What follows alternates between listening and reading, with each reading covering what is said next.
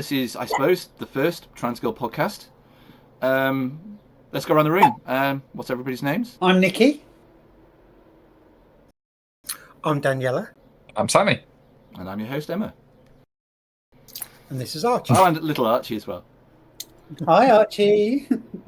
Cool. Right, so we're going to start with the recent EHRC guidance that was issued, and it was updated guidance from the abysmal guidance that was issued earlier in the year. I don't like getting too political about stuff, but it's quite current affairs and it does affect us all.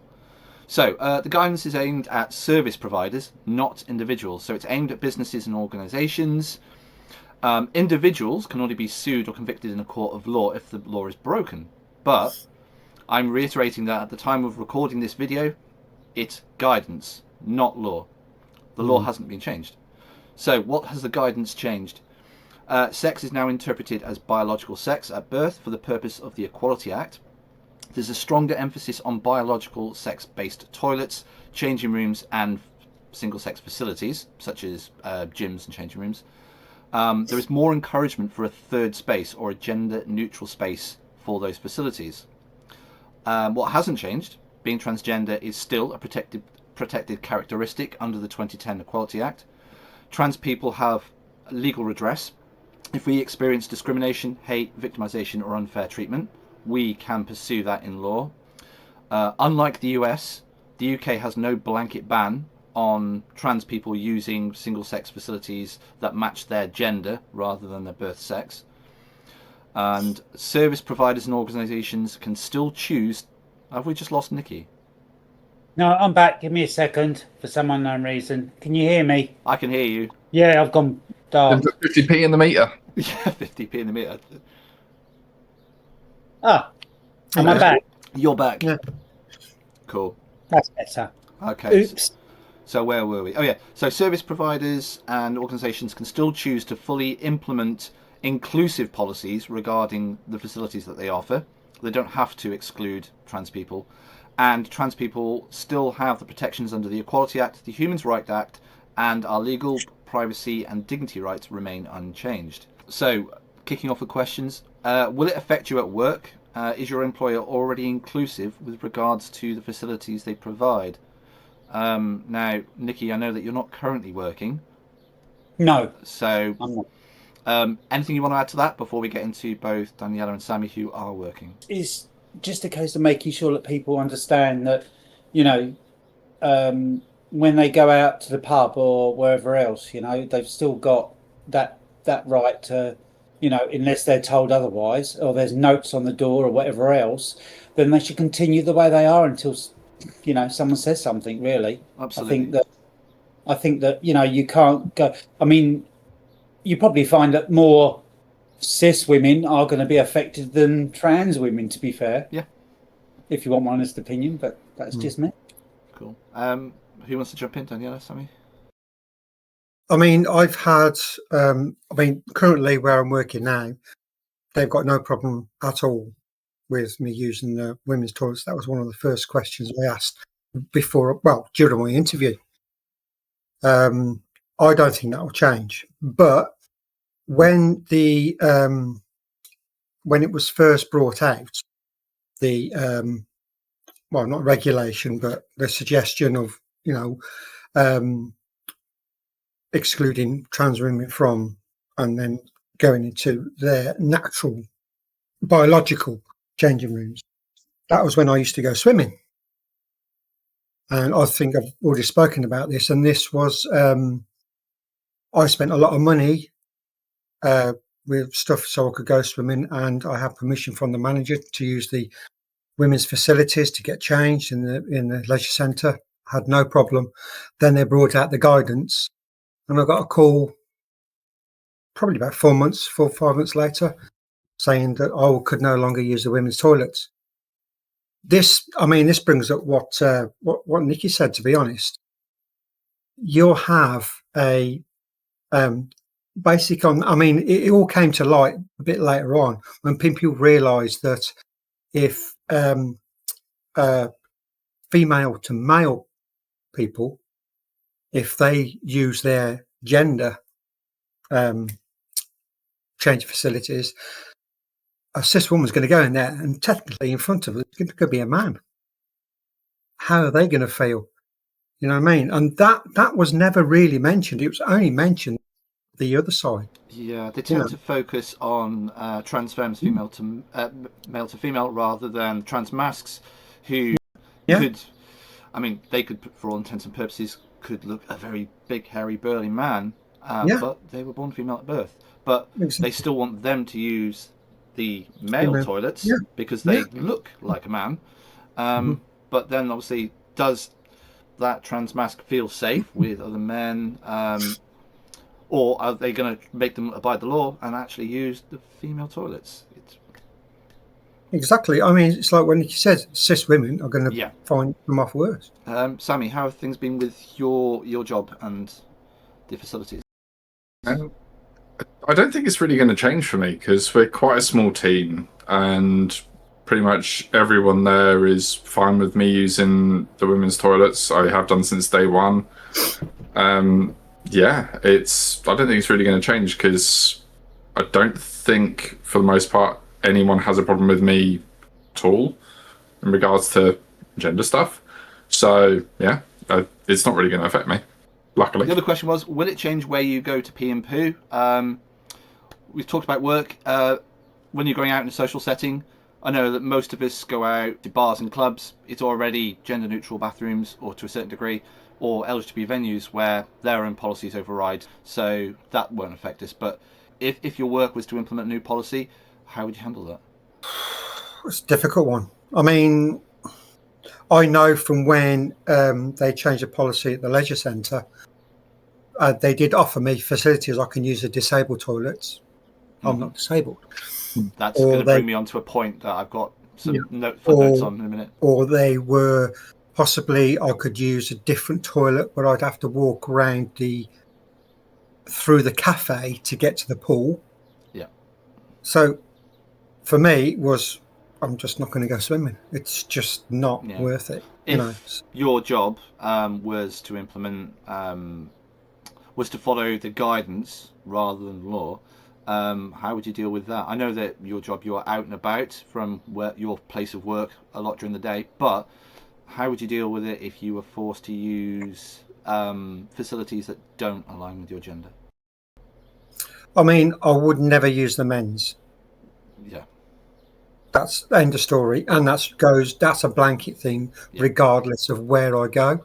Yeah. I mean, when I'm out and about, I have to use facilities in leisure centres or in pubs and stuff like that, wherever I can go. Always use the ladies. I never ever go to the men's, and I will totally refuse to go into the men's. You've got to feel safe, haven't you? Yeah. Sammy, same. You've got to feel safe. Yeah. Plus the men's toilets stink. Yeah, they just generally can't aim. But anyway, right. So footnotes I had. Yeah, footnotes I had before. You mentioned about disabled toilets. With regards to the facilities, many third spaces such as disabled toilets have been suggested for use because there is a stronger emphasis in the EHRC guidance for a third space for the facilities, so that they're trying to exclude us from the female toilets and trying to push us towards the third space. If they're gender neutral toilets, that's great. That doesn't bother me at all. But if there is only one cubicle for disabled, which in many businesses that's all the room they've got is for one disabled toilet, generally they've got a radar key as well, which is a special type of access that disabled people would have to get in that, is to stop other people from using it, so it's always free for disabled people. If we're using that and there was somebody who's disabled that might have a medical condition, that means that they need fast access to the loo. Well, where do they go? Because we're occupying that. Exactly. Yeah, that's not a good idea. The simple solution is to let us use the bathroom or facilities that align with our gender. Another point that something I found interesting, and it was just this week, gender critical campaign group Sex Matters sent a formal letter to Marks and Spencer, the senior leadership, and they were warning them that advertising separate male and female fitting rooms while operating them as mixed sex spaces could amount to an unlawful indirect discrimination and harassment against women. But here's where it gets good. The M&S General Counsel, Nick Folland, responded back to Sex Matters with a letter stating that campaigners were misinformed He clarified that for many years, M&S stores, or in the vast majority of M&S stores, have operated with unisex spaces using generic fitting rooms rather than signs that strictly denote male and female on the doors. So they've always operated just fitting rooms rather than gendering them. I mentioned what hasn't changed. Trans people have protections under the Equality Act, the Human Rights Act, and our legal and privacy and dignity rights remain unchanged. Just this year, the government passed through the Crime and Policing Act of 2026, and the King gave that royal assent. That legislation updates the law that makes all LGBTQ plus hate crimes a statutory aggregated offence. That means that if we receive hate or discrimination, it is on the same legal footing as hate or discrimination against someone by race and religion. So that is one good positive. Anything else that anyone wants to add to that one before we move on to the next topic? I mean, a lot of new places. I know the leisure centre that's being updated, Yeah, and the Pershaw and Evesham one have a mixed changing room. Yeah. So that's just the way to go, because people get dressed in a cubicle, and then obviously toilet facilities are, cubicled off as well. So yeah, I mean that's the way forward. I mean, all these people that are campaigning to keep us out of women's bathrooms, do they not realise that it's just all individual cubicles in there? Yeah. I think a lot of it is generational as well. Yes, you do find that in the male changing rooms, obviously pre-transition, the older generation to walk around naked don't care. Yeah. Whereas the younger generation are more aware of that. Yeah. They tend to get dressed in cubicles and come out dressed. So yeah, there's a generational as well. Yeah. I remember when I used to go to karate, and after this is pre-transition, and I used to go and get changed afterwards, and there's like showers in the back part of the changing room. And you're right, it was the older guys just walking around absolutely starkers, didn't care at all. And there was young kids who were coming in there to get changed after karate, and like these guys are just walking around starkers, and they didn't seem to care at all. And yeah, it's always been a bit of an issue with, like, especially with the older generations and the guys just walking around in the buff because they're in a changing room, and that's fine. I was just like, if we're throwing it back to my time in school, we're talking late 90s. In the changing rooms for PE, I would always go to the back of the changing room near to where the showers were, and this is going to sound bad, but that's because most of the people wouldn't go there, and I could go round the corner and be out of view of everyone, and I would get changed out of view of everyone. The guys that would just get changed in the middle of the changing room and not give a crap about anything were the jocks. The ones that were really sporty, the ones that were already quite built up, the ones that puberty had been quite favourable for the masculine side of them. They were already quite ahead. They already had facial hair and everything at this, like 13 or 14 or 15. Whereas, well, puberty as a male for me was not was quite late, and I was quite embarrassed of that at the time. So I would shy away from that one, and I wouldn't like to sort of show my body to other people when I was in the changing room. Yeah, I was like that, to be honest. Yeah, very shy, very withdrawn. I used to hate going to the toilet when I was younger, because if I didn't have a cubicle, I wouldn't go. I would rather have wet myself than go to the toilet and stand next to another guy going for a pee. It was just like, not happening, not doing it. If there's a cubicle, I'm happy. I need the loo. Do you know one thing that I am glad I no longer have to think about is the stupid etiquette that there used to be about which urinal you go to. It took a long time to learn that, and I've just totally forgotten about it. Yeah. I used to be absolutely bursting to go to a loo. I'd walk in, there'd be only a urinal, and all of a sudden that bursting would disappear. Is that because it was running down your leg? I was like, go, it's gone. So if I was ever bursting to go to the loo, if there was nowhere to go in a cubicle, it would just disappear. I'd be like, okay, I don't need it now. I wish I could do that. As you get older, everything gets so much weaker. The amount of times I've been stood outside a cubicle doing the pee-pee dance because I really need to go, and like I just couldn't go in the urinal. I hated it. And Yeah. it's No, with I'd those rather go trough somewhere. things they have in there as well. Have you seen those ones? They're not like typical urinals. They're like just a big trough, and they're all just standing. Ugh. It's like animals. Yeah. It's gross. It's horrendous. Anything else to add to this one, or have we've reduced it to potty humour now, really, haven't we? We'll put them to bed. Let's move on to some more positive stuff then. The stuff that nobody told us about before transition. Unexpected positives that you've noticed during your transition. Just shout them out, or we'll go around the room. Daniella, some positives that you didn't think that would be positive for you that you've come across.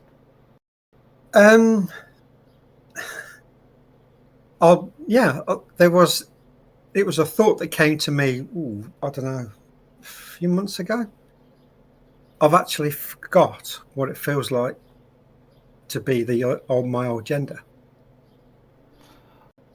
I'm very early in my transition, and I've never thought that you are going to forget about that. I mean, the thing is, my mannerisms and everything, when I talk to my kids, they always say, your mannerisms have changed. I said, they haven't changed. I've just held them back. Yeah. Because now and again, pre-transition, if I was at home and I'd hold a cup and my little pinky would be out, that's a bit gay, isn't it? But it was me. It was part of me. So, you know what I mean? Just little things like that. But as soon as I let go and I was able to be myself, it was such a natural thing. Nothing I had to practice or think about consciously. It just happened. I used to be a very keen runner. I used to do lots of running. We do have a very keen runner in the room here. Yeah, and now, do you know what? Now I couldn't run for toffee. I run so pathetically girly. It's embarrassing. Honestly, I think what it is because I've sort of been really girly all my life. So when I've run, I've always run just me. And everyone, that's really girly, that run. I was like, no, it's not. I could still beat them on the track. They hated it. Nicky, what was that experience you had back at your old place before you moved with those people on your running route? Oh, yeah. There was a group of, I'd say, younger lads, all, on their bikes, can of White Diamond or whatever it was, having a laugh on the corner. And they were there pretty much. I used to run every other day. I was doing, on average, probably about 4 miles every other day. And as I ran past them, one of them shouted out, "You're fit, you are." Oh, there you go. And you went in a loop back. Did that a few times. I did 2 laps of a 2.4 mile, 2.5 mile lap. And they see me pretty much every other day. And they were always like, "All right, how you doing?" And it was really funny. And one of them just shouted out as he rode past one day, like, "You're fit, you are." Don't knock it. Everything's a positive. A comment like that can make your entire day. How you doing? Just running, and everyone would always be really polite and nice, and I never felt ever under any type of stress or threat from anybody. It was it was a lovely area where I lived, and I'm very lucky to live where I am now. It's a lovely area as well. Yeah. Same where I live. Everyone has been so understanding, and in fact, I probably know more people now in the town than I did before. Because before I was just another face, but now, even though I don't try and blend in. Everyone, whenever I go out, people say, "Oh, you're off out, are you?" I said, "No, I've just made an effort." And people pick up on that, and you become, and when you walk by, people say hello, and I like that. I don't necessarily want to be just a face in the crowd. I've been that all my life. Yeah. If you feel confident enough to try and stand out a little bit, dress differently, or it's people that dress more gothically and stuff like that. They're trying to stand out because they've got that confidence to carry it off. you know. Yeah.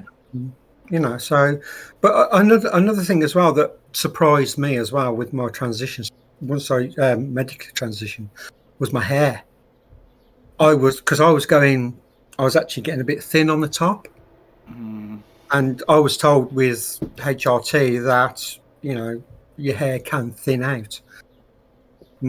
It's gone. It's all grown back, and my hair's grown so well. My lashes have grown so well, and that's something that nobody ever told me about. They all tell you about the obvious things, breast growth and stuff like that, you know. But yeah, things like hair and nails and stuff like that. Yeah, they're all a good positive, and you know, people don't always pick up on that. Yeah. Any other unexpected positives, Nicky, before we move across to Sammy? I think that the idea that I have to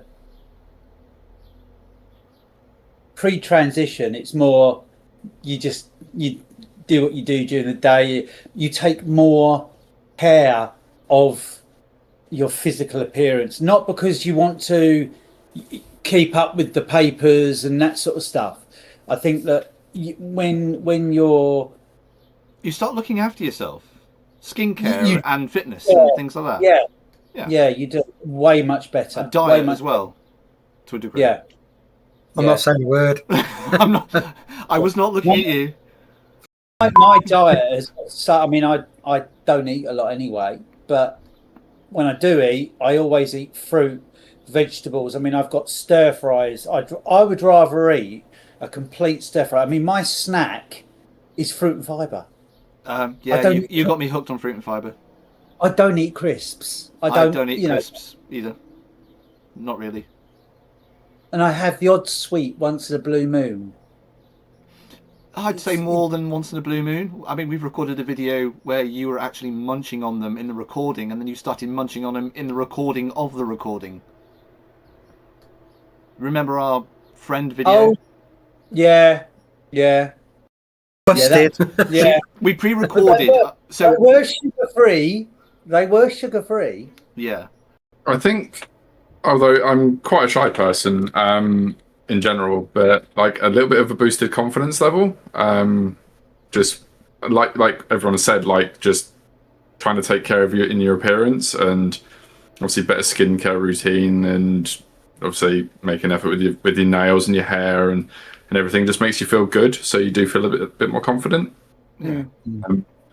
And again, it's already been mentioned about like could be an HRT, like skin's softer, hair's softer, hair loss has grown back a bit because I was getting a bit thin around here, but that started to grow back in. Nails grow quicker, and yeah, there's been a lot of positives in taking HRT. I mean, I'm more attuned to my emotions now as well. I'm a bit more open to actually sharing emotion now rather than just bottling it all up. Yeah. That's a bit of more of a mental change rather than a physical one. But yeah, I would say that's pretty much like. I don't think the sort of being in touch with your emotions or willing to share is specifically related to HRT. Because I know that Nicky and me aren't on HRT, but certainly through our friendship and my friendship with you, Daniella, and you, Sammy, you've been a fantastic support network for me through my transition. And I've definitely been opening up now about my feelings and what's been going on, because if you can't do that, it does destroy you. So it's more like feeling less vulnerable by being more vulnerable, if that makes sense. Like I'm more open to actually like not going, I have to be manly man, keep emotions to myself kind of thing. It's more like I'm able to cry now where I couldn't before. I don't know if it's HRT related or just emotional. I would say it's HRT related. Because there's been times where I felt very low and I've wanted to cry, but I've been physically unable to actually cry. I'm like, why can't I cry? I mean, I've had times where I have cried, but there have been times when I felt very low and I wanted to cry and just get it out of my system. And I'm like, why can't I cry? Why can't I just get rid of that out? I've literally been sitting there feeling miserable, but just going, right, I'll put it out my head, and my eyes just start streaming. Yeah. I'm like, Oh, Yeah, I've done that. geez, I'm crying. Okay, cool. Yeah. Right. So yeah, I'm that's always been a wreck, so That's what hit me probably the hardest is the emotions. There were times where I used to sit here crying for absolutely no reason whatsoever. I've Yeah. cried at adverts now as well. Yeah, yeah. No way. I'm so much more in tune with my emotions, which is good, but it's also very draining at times, especially when those emotions are negative. and I think one of the other massive advantages, I'm guessing for the HRT, is you can be who you feel like you are, Mm. and it's made you feel the way you do, like, and make you look the way you do, which is more you. Yeah, yeah. It aligns the body with how the brain is Yeah. a bit Yeah. more, instead of it just I mean, at the end being of the day, the clothing HRT, and you makeup. are changing your body chemistry, with the hormones. So yeah, you are going through another puberty, and all the emotional turmoil that comes with it. Tell me about it. I mean, it's not. I mean, I think the first 12 months is by far the worst. It's so intense, so many changes. And it. I mean, extreme fatigue hit me as well. I mean, to the point where I couldn't keep my eyes open, even when I was at work. I had to either go to the toilet and rest my eyes. It was unbelievable. Or It have a really. 30-minute nap like you did just before this call. Some of us have been working hard all day, so wind your neck. Yeah. Unexpected positives. Okay, obviously I'm pre-HRT, but something that I wasn't expecting is just how many people are supportive of my transition. I mean, obviously I've socially transitioned. I thought, the representation of how people would be supportive was very low.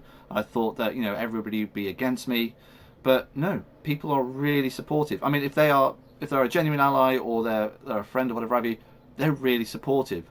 They're either really supportive or they just don't care because they're too busy. So yeah, that was an unexpected thing for me. I thought, especially with media representation, that a lot of people would be against it, but they're supportive or they just don't care. Yeah, I mean, sort of going back onto the political side of things. I mean, none of us like to get too involved in politics. Unfortunately, we're used as political pawns.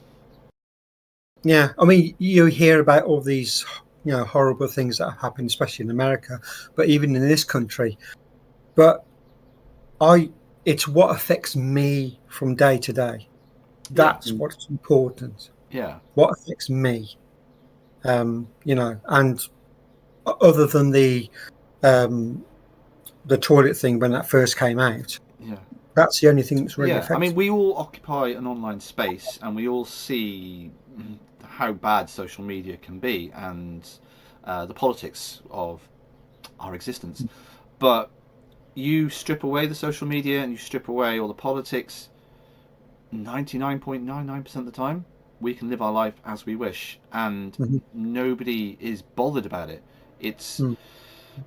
We're 0.5% of the population, yet we're political pawns in.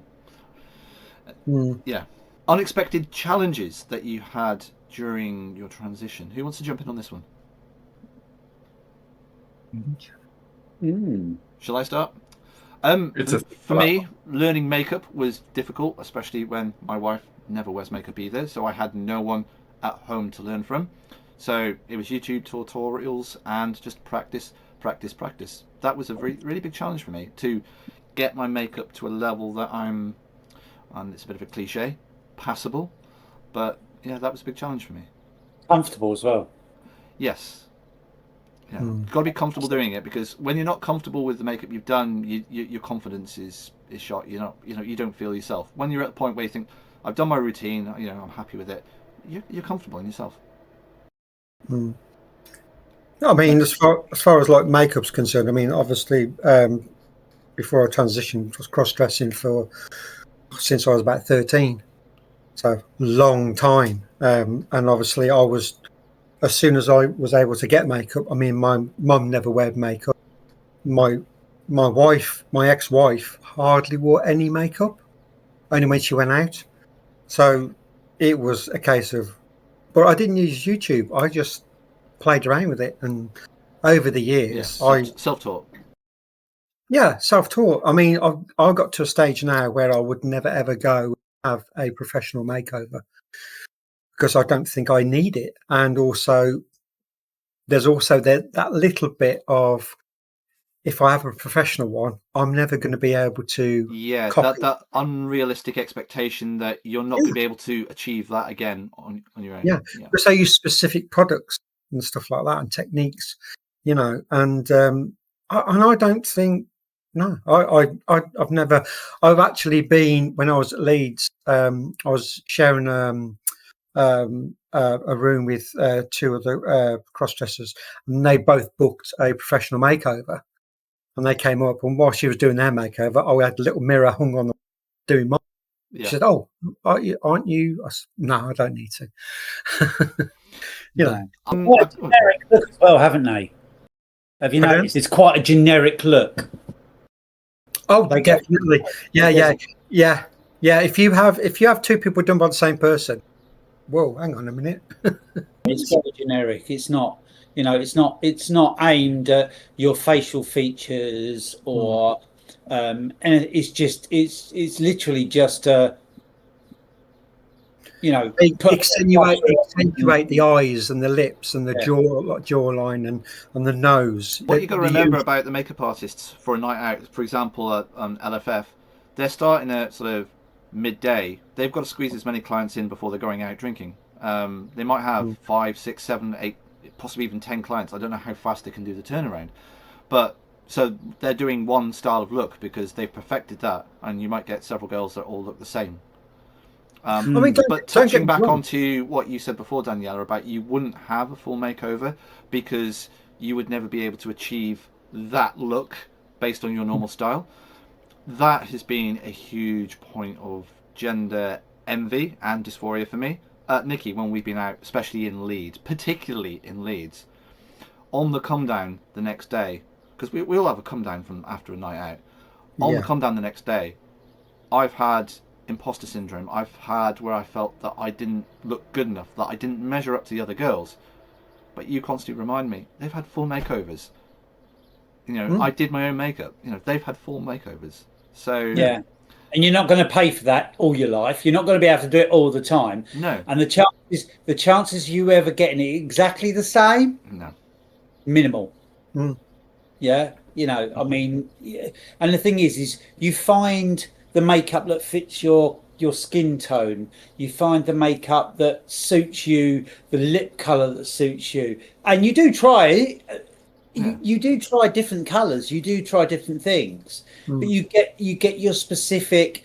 That's how I like it, and that's what suits me. You know, I mean, I when I do my eyes, if I'm going out on a night out, I extenuate the shape of them, and I do the nice lines and tones and everything else. But if I do short makeup, because I've got deep inset eyes, it never looks the same. No, it just doesn't look as good, and that's my opinion. But from the feedback you always get, or I've always had when I've gone out, it's like, oh, your eye makeup's really good, and I'm like, okay, thanks. Yours is better than mine, though. And I'm like, you don't ever have.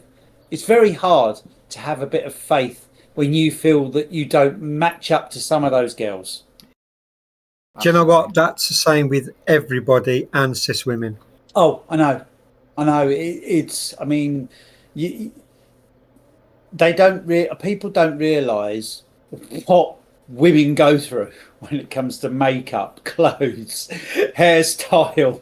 You know, even the glasses you've got. Excuse my language. The glasses you've got on your face. You know, you're okay. What will look good on my face? What shape will look good on my face? We've all got different shaped glasses on. You know, everyone here has got different. I mean, Ems has got the little corners out, and Sammy's got the slightly angled oval ones. And he's up to mine. And look, you see, look, yours are out on the So everyone's got different. So you all sort of, people don't realise how hard it is. How expensive it is. Yeah, exactly. I'm the cheapest anything. 15 quid with lenses included. Oh, there's you bucking the trend. Really? Yeah. Yeah, these were 220 quid. Yeah, mine were like that as well. Mine are DK and Ys. Yeah, I've got some Collie Minogues and some Karen Miller as well. Oh, nice. God damn, I have basic beat. Sammy, some unexpected challenges through your transition? Anything that you found quite challenging? Not just to do with makeup, but anything else? I suppose, because I live in quite a small, like, I guess it's a town, but it feels more like a village.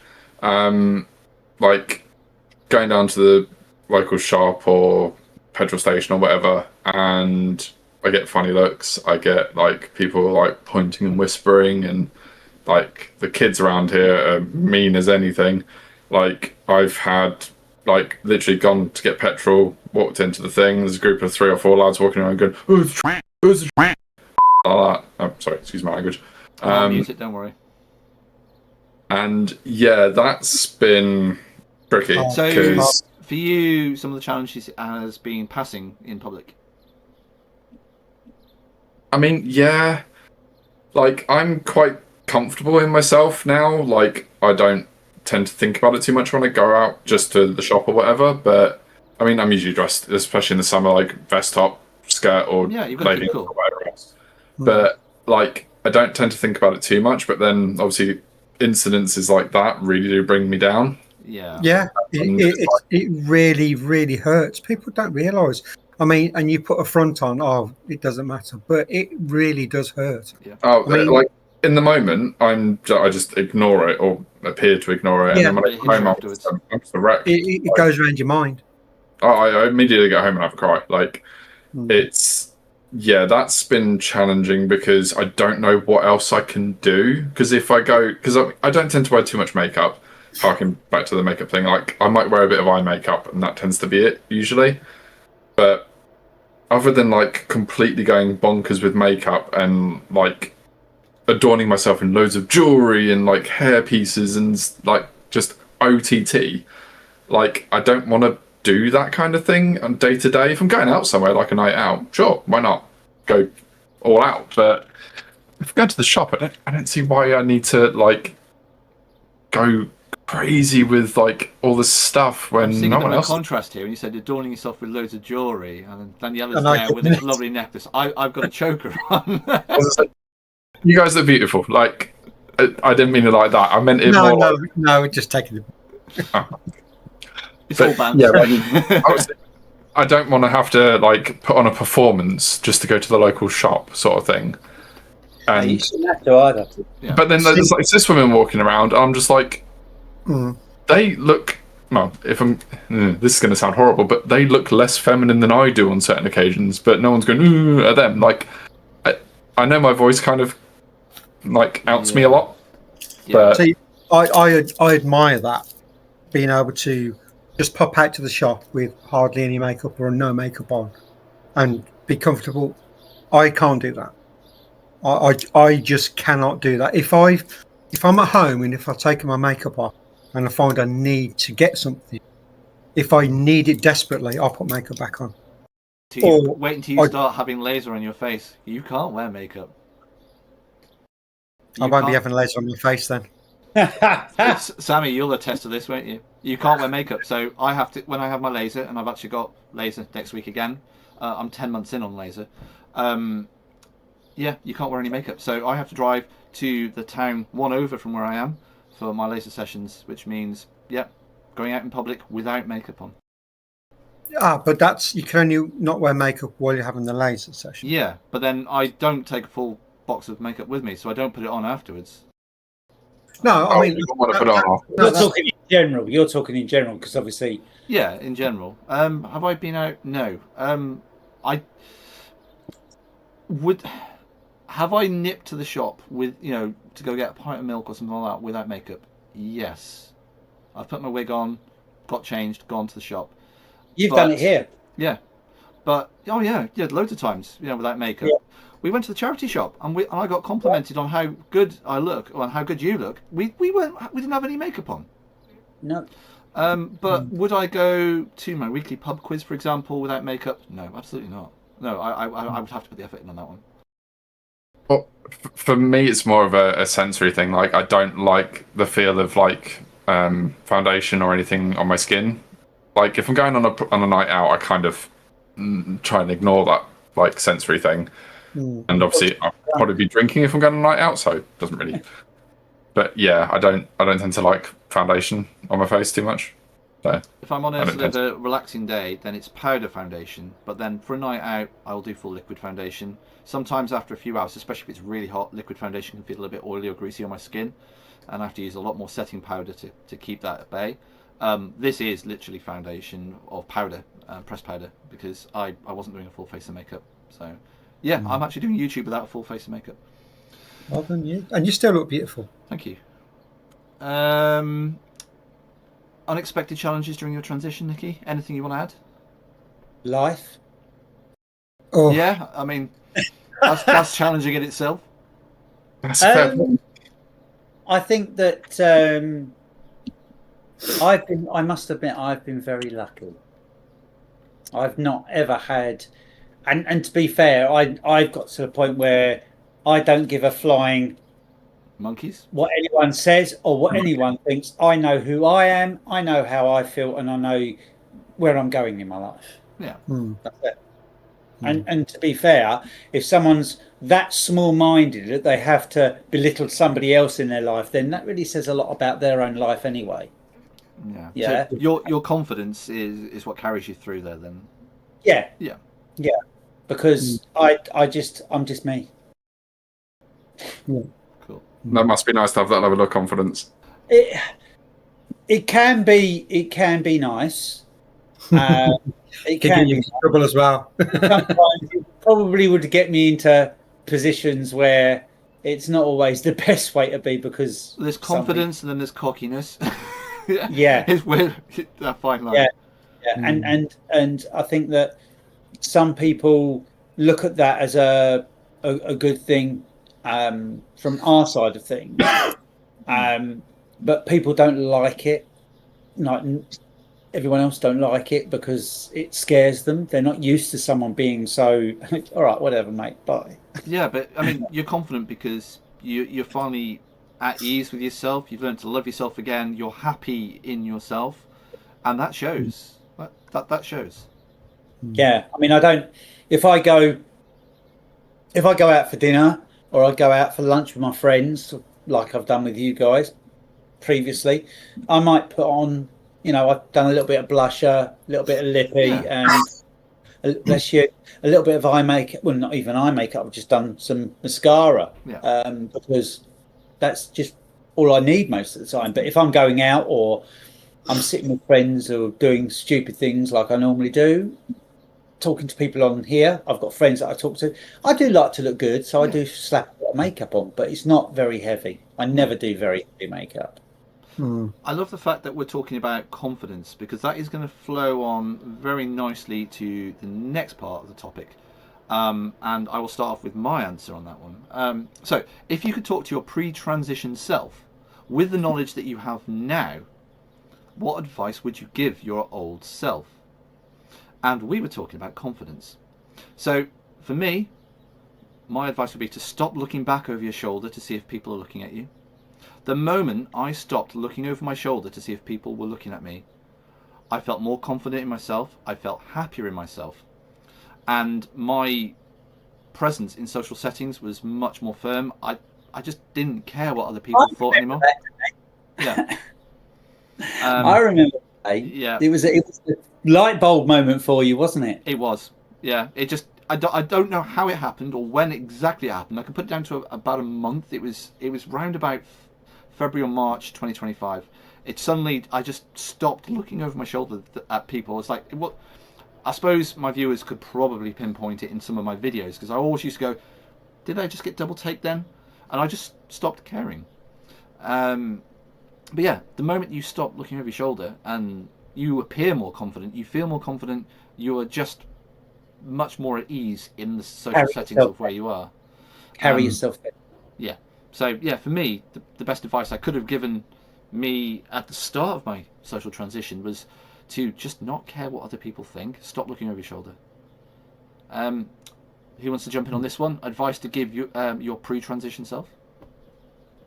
I think for me, I would have told my pre-transition self to transition a lot earlier than I started. I held back for a long time, like almost kind of went the opposite way of trying to go as far away from feminine as possible, because I couldn't possibly be. That's not me. That's not how it should be. And Yeah, what I felt was social pressures at the time, and Denial.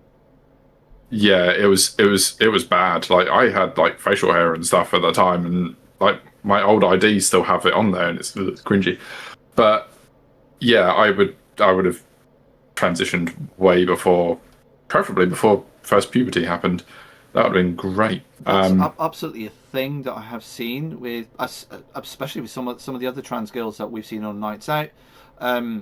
They go through that phase where they're like, I'm not trans, and they go hyper mask. They start bulking up. They hit the protein shakes. They hit the gym. They start bulking up, and then they realise, no, I can't fight this anymore. I'm transfemme. I'm a woman, and then they're already bulked up with muscles and everything. I mean, Nicky, we've met a few in Leeds. Yeah. And I mean, they've got fantastic physiques, their bodies and everything, but you can tell that they've worked out at the gym, and they've obviously gone through that struggle of denial to begin with, and saying, no, I am a man, and they bulked out, and then no, they eventually admit defeat. It's like, no, I am a woman, and they transition. Yeah, I used to bodybuild. My point exactly. I used to go down the gym a lot. Yeah. I think I've never hit the gym. Never. I played rugby a lot. I did a lot of like guy sports. I went to one of the gyms in Worcester that was semi-professional bodybuilders. It was one of the not machines. It was all free weight, and you had a lot of British champions and stuff like that training in there. Obviously, steroids and stuff like that, which I never took. But yeah, a lot of testosterone in that room. And I think at the time, I didn't think it was me fighting against my true self. But when I look back, you can see that I know it is. And if I was to give my pre-transition self advice, it would have been be honest with my ex-wife about my emotions and not hide it. Because things would have, maybe I would have transitioned sooner. Maybe the relationship would have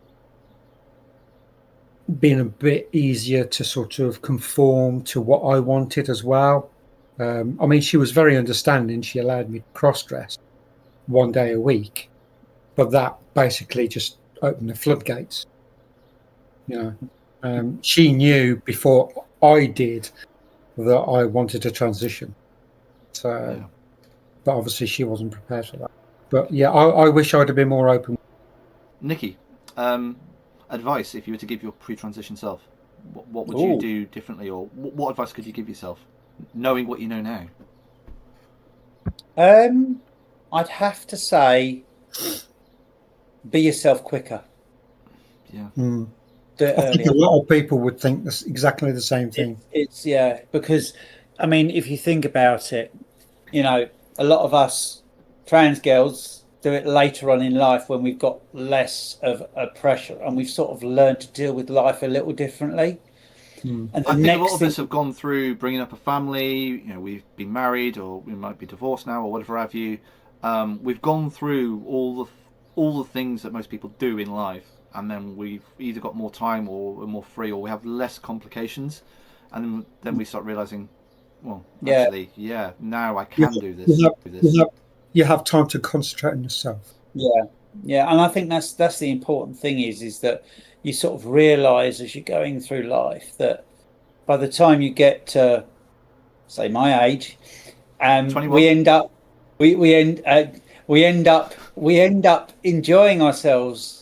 And people say it's like, oh, it's a mid. If you're a guy, it's a midlife crisis. If you're a woman, or a trans woman, it's oh, they're really looking up for their life. They're loving it, you know. And we do. I mean, in the last 2 years, I've been out clubbing more than I ever did when I was 18, 19, because I was in work and doing this and doing that. Exactly. And it's just opened things up.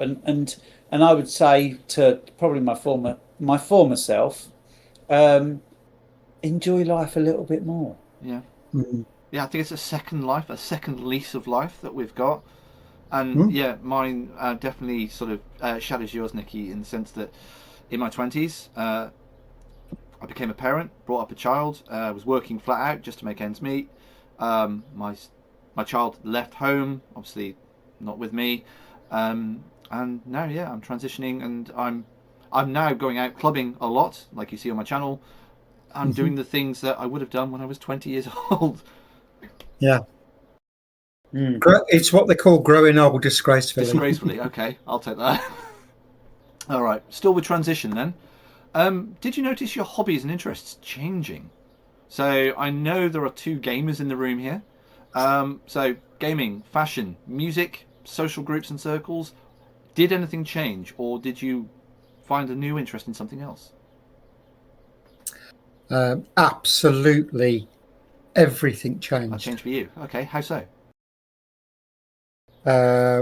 Before pre-transition, when I was with my wife, I had no friends.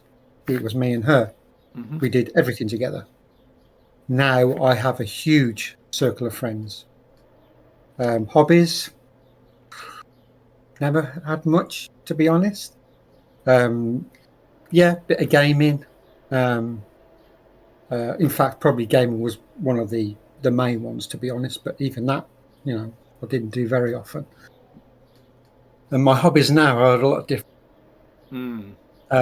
I still have a console, but I very rarely use it. But obviously, my interests are with BDSM, stuff like that. Yeah. You know, that's probably my core hobby. Cool. Nicky? Overall, I know you're a very avid gamer. Oh yeah, I do. I game. I've always been a gamer though. I've always made I'm a PC gamer. I'm not. But I did start on console because I had my original console was a Xbox Crystal.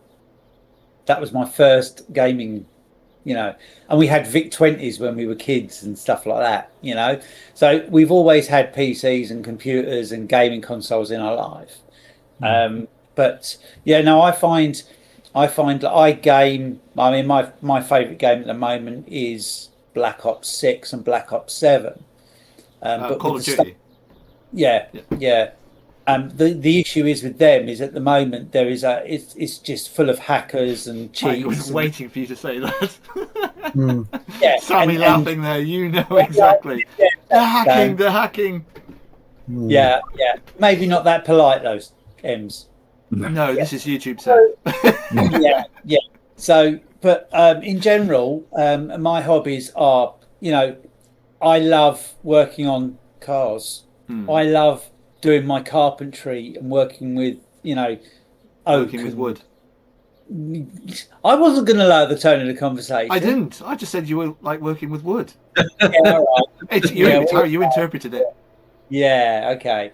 And yeah, I didn't. I thought that was a referral to your carpentry. Yeah. Yeah. Perfectly innocent. Yeah, of course. And you know, I like to get my hands dirty. It's really weird. It's like I'm I suppose a tomboy chick type thing. Yeah, I still like getting my hands dirty. I'm quite happy to dive into the underneath a bonnet of a car and pull an engine out and redo it and make it clean and tidy things and get the jet wash out and that sort of stuff. And I mean, I do like my nails done every now and then. Mm. Actually, they're done all the time, but that's another story. Yeah. But I have practical nails. I don't have silly pointed Oh, she's digging in there. nails. You And did that's not like my nails I had back in February, did no, you? I don't. Those No. claws. Yes. Daniella, you got to see them at B&O, didn't you? The black Yeah. claws I had. Mm-hmm. Yeah, no, I haven't had any long nails since. I've still got. Oh yeah, nice coloured ones. Yeah, Mm. Daniella's Yeah, got no, trans-coloured ones as well.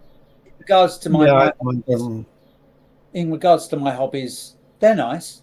Um, in regards to my hobbies, no, nothing's really changed. I've not, um, I've had things come into my life which are hobbies, but it's not because of my transition or because I am who I am now. They're there. They were there for other reasons in the fact that mental health issues and that sort of stuff. So they helped me through that. So I do know that, yeah, gaming is your outlet, your venting. When you have yes, challenging times, you like to game. You like to take it out of them in the game. yeah, Yeah. yeah, and it's not. People say, "Oh, that's a bit aggressive," blah. It's not, It's just a because game. if I was down the road screaming at shouting someone in my car, that's Yeah. aggressive. Yeah. Yeah, So you just scream and shout at them in the game. yeah. It's a computer game, though. Yeah.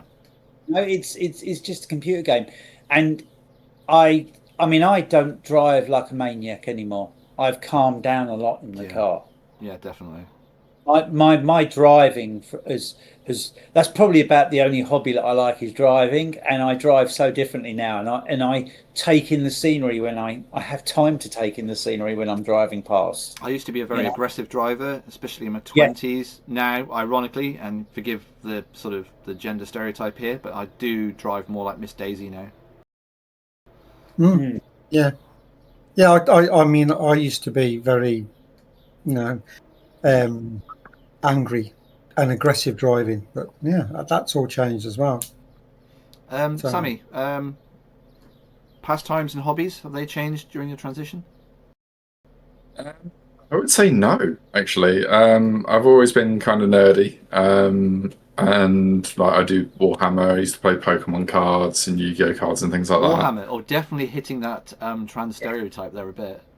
A little bit, but yeah, and like building PCs and gaming, those are kind of, well, building PCs has only been the last like 6 years or so, but yeah, I mean, it's always been kind of similar. And similar to Nicky, I used to like working on cars, and I still like cars now. I might get my hands dirty, like changing parts out for a car if I can do it. But yeah, music taste is still the same. I still play guitar, as you can see. Yep. And yeah, I mean, hobbies haven't really changed at all, other than I have an interest in doing makeup now and occasionally, and a bit more of an interest in fashion, I guess, even though I'm not really dressed fancy at all. No. But yeah, I suppose there's only been like additions, not really changes. Okay. Name a couple of the additions that you didn't have before that were you could attribute to your transition. Well, like I said, like with makeup, I never used to makeup, go do makeup, but now I do. I dabble. Yep. And with like fashion, I used to just not pay attention to what I was wearing. Just used to throw. I think most men don't, unless they are very fashion conscious. They just like put a shirt and pants on, and that's it. I hope you mean trousers. Yeah, sorry for the American viewers, pants or trousers if you're British. Yeah. But yeah, it's like I say, it's just been additions, not really changes. I think for me, certainly going back to what Nicky and you, Sammy, were saying, in my 20s, I would very happily strip an engine down and rebuild it in a car. I had that interest. I didn't mind doing stuff physical to build. Nicky, you've seen my fish pond. Sammy, you've seen it. Actually, I think Daniella, you've seen it as well on camera. I don't mind getting my hands dirty to do stuff, but that was all pre my transition. I've got a lot of stuff I need to do in the garden, and I don't have the motivation to do it at the moment. Part of me is like, well, that's not very girly, but I still need to know I need to do that.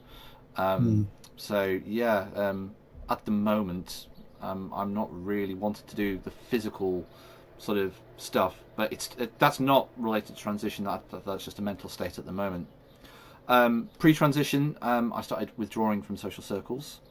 So I just basically vanished off social media, and I stopped going out and chatting to friends, and just became very introvert. That wasn't helped by COVID, because we were all forced to stay inside for the best part of 15 months, unless you were a key worker or going out for a Scotch egg substantial meal. But during transition, I joined new social circles. I've made lots of new friends. You three, for example. I'm not a gamer. I used to be a gamer, going back 2013. I used to be a gamer. I used to build computers, but I've dropped away from that, obviously pre-transition. I'm a DJ by trade, as my subscribers know. My music tastes haven't changed.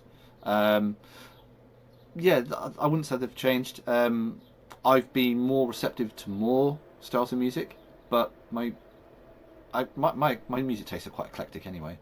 I am interested in fashion, but not high-end fashion. Just what I feel suits me, not what's the fashion trend at the time is. Just what suits me. I don't really have a big interest in makeup. Just it's functional. What makes me look good, that's fine. So it's just whatever looks good for me. That's what works. Yeah.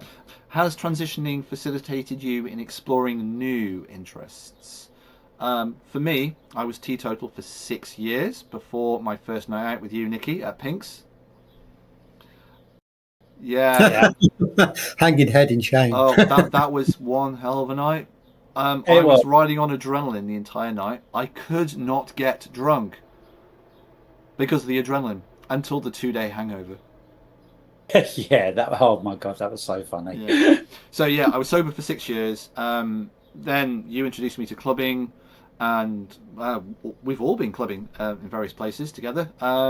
I do enjoy a drink now, and I love going bar hopping and stuff, as a lot of my subscribers see on my channel. Yeah. Any new sort of interests that have occurred for any of you while you've been going through your transition? Sorry. I mean, like clubbing. I mean, clubbing is a massive thing. Like I said, something I never did when I was young. There's a social element, I think, on that one. Yeah, definitely. But also the way I conduct myself when I'm out as well. Yeah. I tend to dress more out, sort of more dominant, if you like, as part of my BDSM. Yeah. I like to be a centre of attention. You like to have a presence. Yeah, and I get a buzz off that. I get a high off that. And yeah, I have a really good night usually when I'm like that. If I go out in just a dress or something, yeah, you get the odd comment and everything, and that's all very nice. Yeah, I like being the centre of attention, I'm afraid. Whereas before, pre-transition, I would have just sat in the corner. Who else wants to jump in? Nicky, Sammy?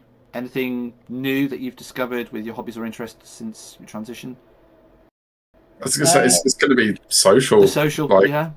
Going clubbing and stuff. I mean, I did that in my 20s a bit, but not really to the same extent. Like, like when we used to go to Pink's before that burnt down, that was, yeah. I mean, I'm not exactly the most confident person. I'm quite shy, but going out in a group of us, like, it was a lot easier to actually have a nice time and enjoy myself because I was with people I'm comfortable. Safety in numbers again.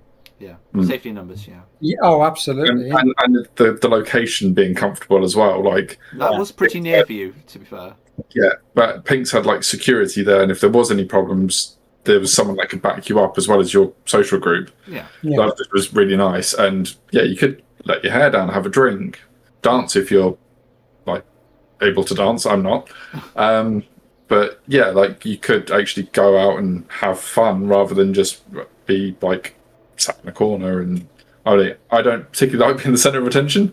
But like if we're in a group and everyone's having fun, then yeah, I'm there, I'm present. As before, I'll just be in the background and sit in the corner, just sort of sit there with a pint, sort of thing.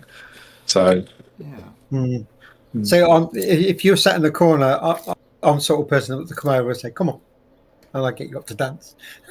Oh, you wouldn't have been able to budge me at that point. Now, I still can't dance, but you won't get me dancing. It doesn't matter whether you can dance or not. Yeah. I won't be dancing at all. I think the one sort of linking theme here between sort of all three of you and me is the social scene with the clubbing. That we've all met through clubbing at some point, going out, in our social circles. So moving on to social, surprising social differences. How do strangers interact with you now compared to pre-transition? For the most part, for me, I'm treated no differently. I don't tend to speak to strangers unless I feel safe around them, or I've built up like an unspoken rapport or connection with them. And the unspoken part is kind of important because I still have some reservations about my voice and not passing with my voice. I know it's androgynous at best, masculine at worst, but for you three, sort of, how do you find strangers interact with you now compared to pre-transition? Well, I mean, I've been thrown into deep end being a post woman. Yes, you are definitely on the front line, door to door, and dealing with parcels and letters. And I've had to grow quite a thick skin quite quickly. Not through people being nasty, but it's like when you come to the door and you give a parcel over and they go, "Oh, thanks, mate." Yeah. That might be a generic term that they use because a lot of people do. Yeah. But that's uncomfortable. That's a great example, and Nicky just put your hand up. You said, and what about you guys? I mean, guys, you're not using it as a pronoun, you're just using it as a collective term, much in the same way as they or them, without using it as a pronoun. So I know you use that a lot, Nicky. Yeah. And I don't sort of take offence by that. If somebody uses, what are you guys up to? It is a collective term rather than a specific gendered pronoun. As long as you don't worry, for me, I don't see it as a gender specific word. For me, it doesn't, because some of my best mates were girls. Yeah, and that's just the way I've always looked at it. Yeah, and in conversation, they would say, "Are you guys going out to go to do this? Or are you guys going to go out to do that?" So cis women would still use the term, "Are you guys going out to go do this?" to other cis women. So it isn't specifically a gendered description. I think you can tell the difference when it's aimed as a slur. Yes, some people can use pronouns as an insult. Yeah, you can definitely tell when it's said to get a reaction. I think context is critical in that one. Yeah, absolutely. And when somebody says that to me, it stings a little bit, but I get over it quickly, and then a bit later on I'll deliver something and they say, "Oh, thanks, love," and that might be what they say to everybody, but I see that as a positive. Yeah, I take that. There's certain words which you wouldn't call a guy. A male post officer, postman. You wouldn't say that. But I know. I mean, thanks, sweetheart. Yeah. And I say that to the guys that come to my door. Yeah. And I say, "How you doing?" And I, in my text messages, "How you doing, sweetheart? You okay?" Yeah. It's not. It's just a generic how I feel comfortable saying. That's someone. One thing that I have noticed. Pre-transition, I would never refer to a man as darling, sweetheart, or hun. Now I do. Yeah. I think it's because it's more acceptable coming from a woman. But Sorry. I mean, on that. I've actually, from my point, some people, because there are some people that are not necessarily doing it to get a reaction, but they can see who's in front of them, and they've decided, I'm not going to react to that. I'm going to tell you, So I'm going to continue to call you mate rather than love or whatever. Yeah. And I'll just reply by, "That's a fine, sweetheart. Oh, you take care, gorgeous." And I'll give it back to them. And they'll, "What?" Because I have noticed with some people, they'll say mate, and then a bit later on, on another day, they go, "Oh, thanks, love." They've realised they've time to think about, and maybe they've spoken to neighbours, because people talk, especially where I'm working now has a very bad reputation. A lot of people, you can smell weed all the time. Pretty much everywhere. It's constant. People coming to the door completely baked at 10:30 in the morning. They open the door and then a big waft of smoke comes out, and you go, "I'm hungry." All of a sudden, that's munchies. That is. Yeah, I know. And, that explains your insatiable appetite, then. That could well be, yes. Yeah, let's put it down to that. Yeah. But yeah, I've been on that front line and dealing with the public. It's something you either sink or swim. There are times. There's been a couple of times at work where people they've called me. I'll accept Danny, or I'll accept Daniella. I won't accept. Yeah, because that is my original name. Yeah. And I won't accept that. And I will say, look, I'd rather you didn't call me that. Like, call me Danny. Yeah. And they will apologise, and they'll correct themselves. When I first transitioned on my previous job, I was there for 10 years before I transitioned. Do you think they could ever get used to my new name? No, nobody. It was so hard because, when I came out at work, I got everybody on the night shift together in a room, and I came out to everybody at the same time. And I said, look, if you've got any questions, just feel free to ask, And that was the way. That was the way I did. I talked to my managers first, and and the reactions were amazing. I love the reactions; they were outstanding. My boss had to sit down, But yeah, I think it's how people address you.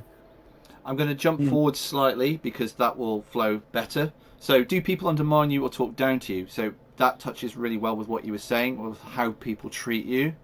Sammy, with your transition, and Nicky, do you feel that people will treat you differently when they discover that you're trans? I wouldn't say once they realise I'm trans, they treat me differently. It's more the fact, like you was kind of saying earlier, like when I go into like a supermarket, I go, "All right, darling," and then I'll talk, and they go, "Oh, sorry, mate." It's the voice, yeah. And I'm like, "No, you were right the first time."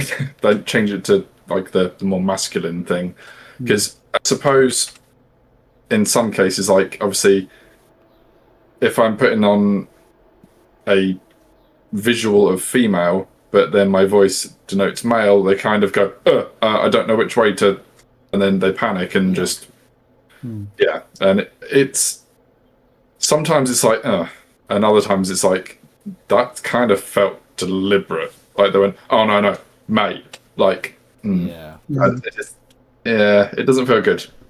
But like someone like knows me from before, if they would find out that I'm trans and that I'm in the process of transition, most of the time they kind of go, "Oh, okay," and then they might have a few questions like, "What do I call you now? How would you like to be referred to?" and stuff like that. I've been quite lucky with that with the people that knew me from before. But yeah, I wouldn't say necessarily talk down to, other than strangers who don't know me might talk down to me a bit, just in that sense. Cool. Nicky, on that one, do you feel people will treat you differently? No, I've not had any issues with anybody, especially my family and that sort of stuff. They just take me as I am, which is just so much easier. And to be fair, mind you, 9 times out of 10, I was always called Nicky anyway. Yeah. It's just it was I talk to my uncle on the phone and he's like, "How you doing today, Nicky? You all right?" And I'm like, "Yeah, thanks, fine." Blah blah blah, and we sort of like we have that conversation, and no one has ever treated me in any way different. Differences in friendships. So have you noticed that your friendships during and post transition are different to pre transition? I mean, for Yeah. me, I've maintained a few friendships from my old life, but I've built up many more during my transition. Sammy? Yeah, I mean, I don't really speak to too many people from before I transitioned. I think there's like one or two of them that I might still talk to. I don't particularly have a big friendship group. I've got only a few select people. I have maybe a handful of friends and then a bunch of acquaintances, I would say. I think, I mean, you were talking about that the other day. But yeah, I mean, now majority of my friends are either other trans women or just people that I've sort of come to know since I started transitioning. Yeah. I mean, with me, I had, like I said, I had very few friends pre-transition. One of what I consider my best friend, who lives in Oxford now,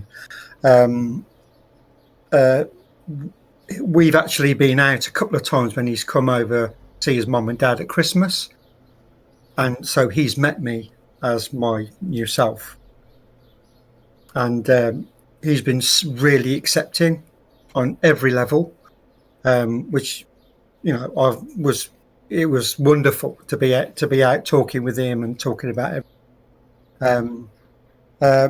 But I mean, as far as other friends are concerned, I mean, yeah, since I've transitioned, my social circle and my friends have just gone massive. You know, to such an extent, if I go online, I very rarely have the telly on. Yeah. I'm always talking to somebody, always. And that's how I prefer to be. I don't want to be sat here on my own just watching the telly. I want to engage with somebody. Yeah. Nicky, your friendships, have they changed, or how you form or maintain friendships during your transition and post transition compared to previous? I've just made a new group of friends. That's pretty much the same. You've met new people and That's it. Yeah, new social yeah, circles again. yeah. It's previous friends I don't have any contact with anymore. Um, that's just because that's life. Yeah. We all go into different circles. There's not many people that I went to school with, or that I grew up with that I talk to anymore because I've moved to a different part of the country and they've got their own lives to lead, and you just lose contact, really. Yeah. I mean, what I do enjoy is when you bump into people pre-transition that you haven't seen for years, and they sort of look at you as say, "Who?" Oh, and well, they do this thing where they go, yeah, and then yeah, and then you say, "Yeah, you remember so and so?" What? And that's it. I love that reaction. Absolutely love it. And then you can stand there for age. I mean, I bumped into my best man at my wedding in Aldi, and we were stood there talking for 40 minutes. And it was great. It was really it was nice to share my experience with somebody else and give somebody else an insight into because I like the opportunity to educate people in any way. That's why if people ask questions, I'm always keen to answer. If I know the answer, obviously to tell them. Yeah. So I think education is on any level is so important. yeah. One more on this one before we move to the next topic. How are compliments and social expectations different now, sort of post-transition compared to pre-transition? For me, I felt like I was just another person in the crowd pre-transition. But now those that support me compliment me on my makeup, my outfit or my style. it's uplifting and really validating. Did anybody else sort of get that sort of same vibe? Yeah, exactly the same. Yeah, definitely. Yeah, it's more of a, you want to feel comfortable, but it's just nice to get that little bit of a Validation. Yeah. I mean, I actually get compliments now, whereas I never used to before. Yeah, ever. I mean, it's weird that I want to pass and I want to almost blend into a degree with other cis women, but at the same time, I want somebody to actually realise, oh, she's trans, and say, your makeup looks great, your outfit, you're on point, you look gorgeous, you look really nice. I want that validation and acceptance. I'm a little different on that one because I would love to just blend in. You would love for nobody to actually say anything or even notice that just assume, yep, she's a cis woman. Yeah, that would be. I mean, we don't even need to go there. We just need to say, yep, she's a woman. Yeah, I mean, to have nobody question how I was born or if I was a different way before now, that'd be a dream. If like I could literally just walk in somewhere and nobody give me funny looks or go ooh and whisper or just outright say horrible things or just have any inkling that I have any differences, so to speak. That would be a dream. Cool. I think is that probably down to the incidents that you've had where you live? I mean, just in general, like I don't particularly like standing out. I don't like being like the center of attention, like we said earlier. Like I guess it might stem from me being a little bit shy and not being too like outward. But yeah, if I could just blend in and just someone just walks past and I just go, woman, cool, and not bat an eyelid, perfect. I would love that. So we are going to move on to transjoy. Obviously, we'll catch up with Sammy in a moment. Transition milestones. I'll kick off with this one, I guess. Obviously, I'm not on HRT yet. Yet being the operative word. I made a leap of faith in March 2026. I now live my life full time. Trans. Hey. Designing. This is probably going to come out before the video I was intending to make for YouTube. But I've also legally changed my name. I am now legally Emma Louise. And that aligns with my gender. Transition timelines. Daniella. Good milestones that really... I'm going to be very stereotypical. Breasts. Yeah? Yeah. The first time I went for a professional bra fitting and they told me what size I was, couldn't take the smile off my face.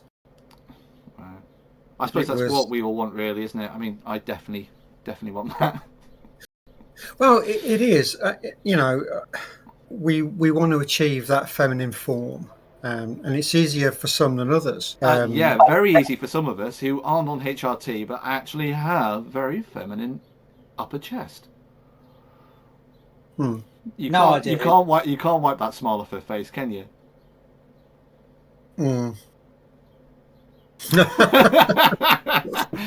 You couldn't hold it, could you? Can't hold it. No. It is a advantage, but not when you're 10 years old. Yeah. At my age, when I was 10, was not fun going to the swimming baths at school. No. I was very badly bullied. At which point I thought, oh, well, what's the only way I can get away with this? And it's like, okay, I put weight on and they became man boobs. I mean, I had them when I was young, man boobs as well. I just didn't realise that it was just the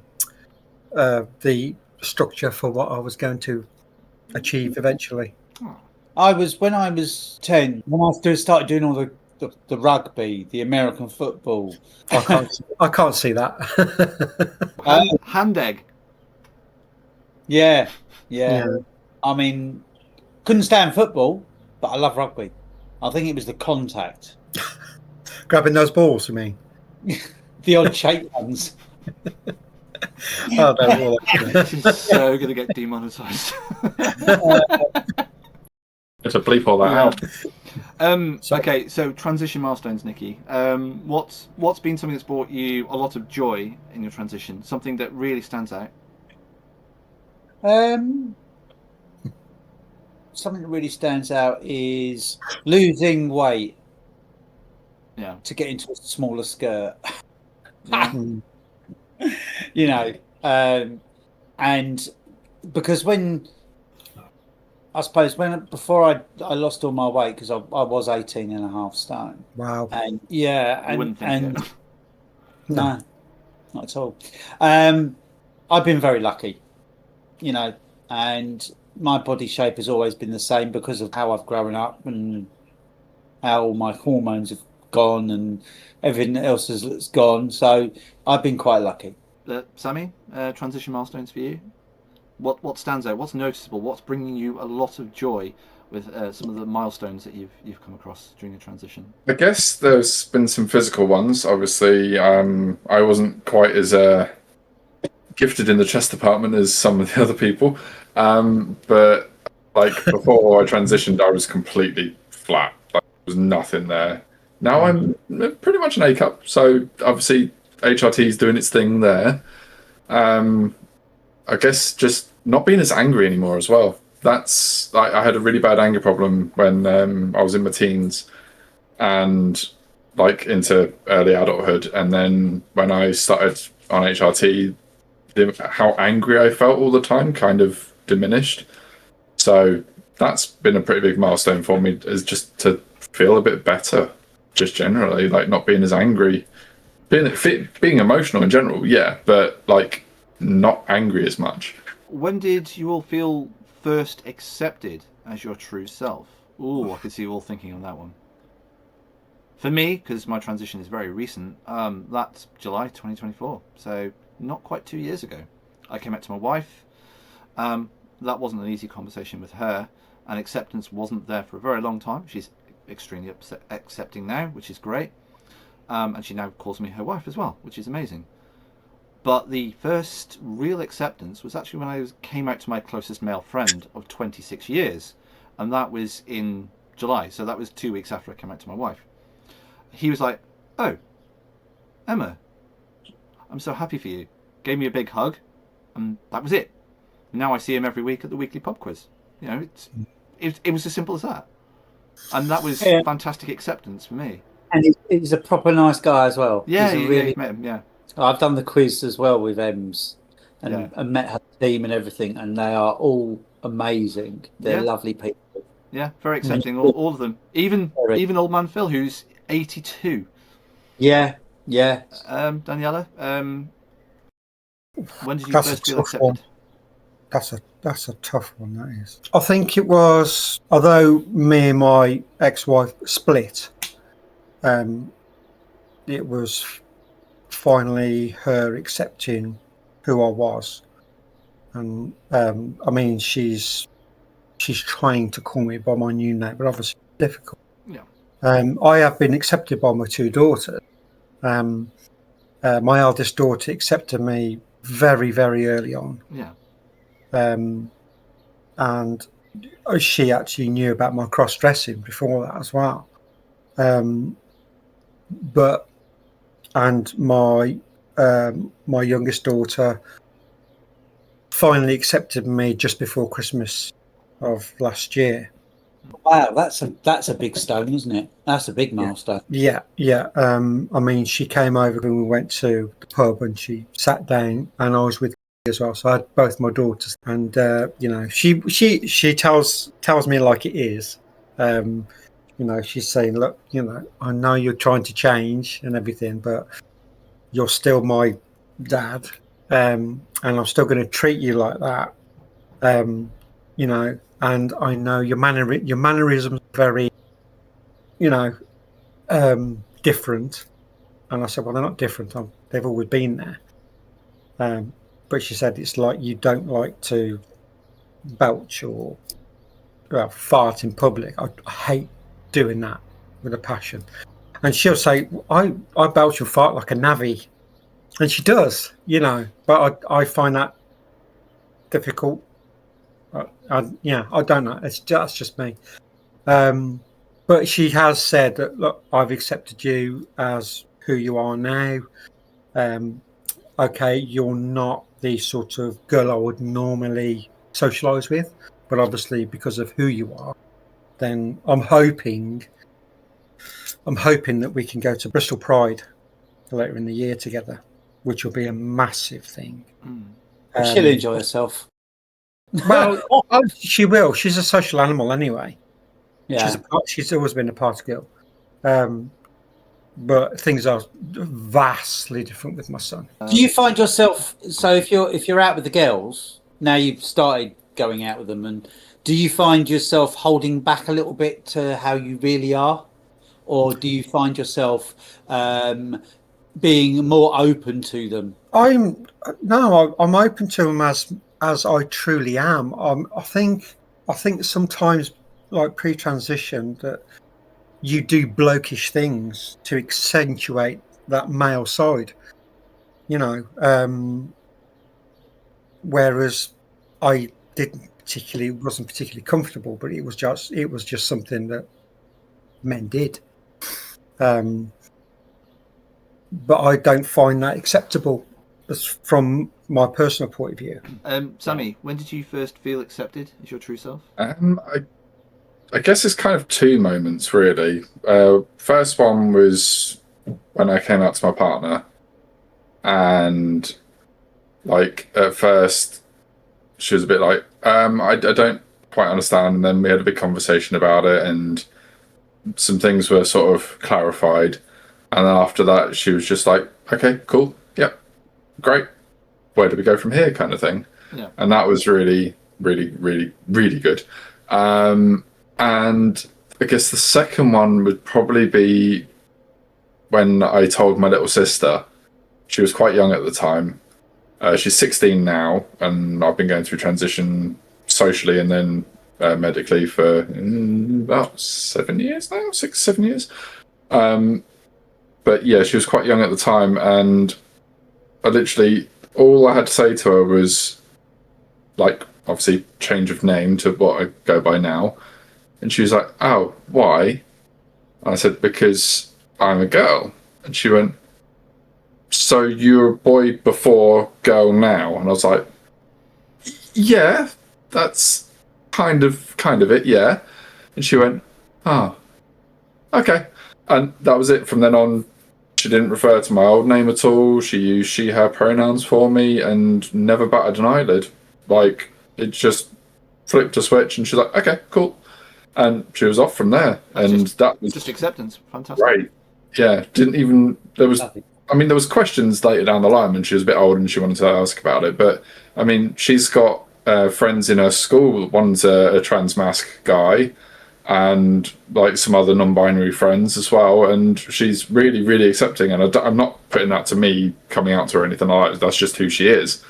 But, yeah, she's fantastic. And just non-judgmental and really open to everything. Okay, let's try and wrap up Transjoy. Best memories from the community. So what is a really great memory when you're within the community? For me, it's absolutely the nights out that we've all shared. Nicky, we've done Nottingham, we've done Leeds multiple times, we've done Pinks multiple times. Sammy, we've done Pinks. Daniella, we've done Pinks. We've done Birmingham quite a few times. For me, it's the clubbing and the social element. Who wants to jump in with some of your favourite memories of within the community?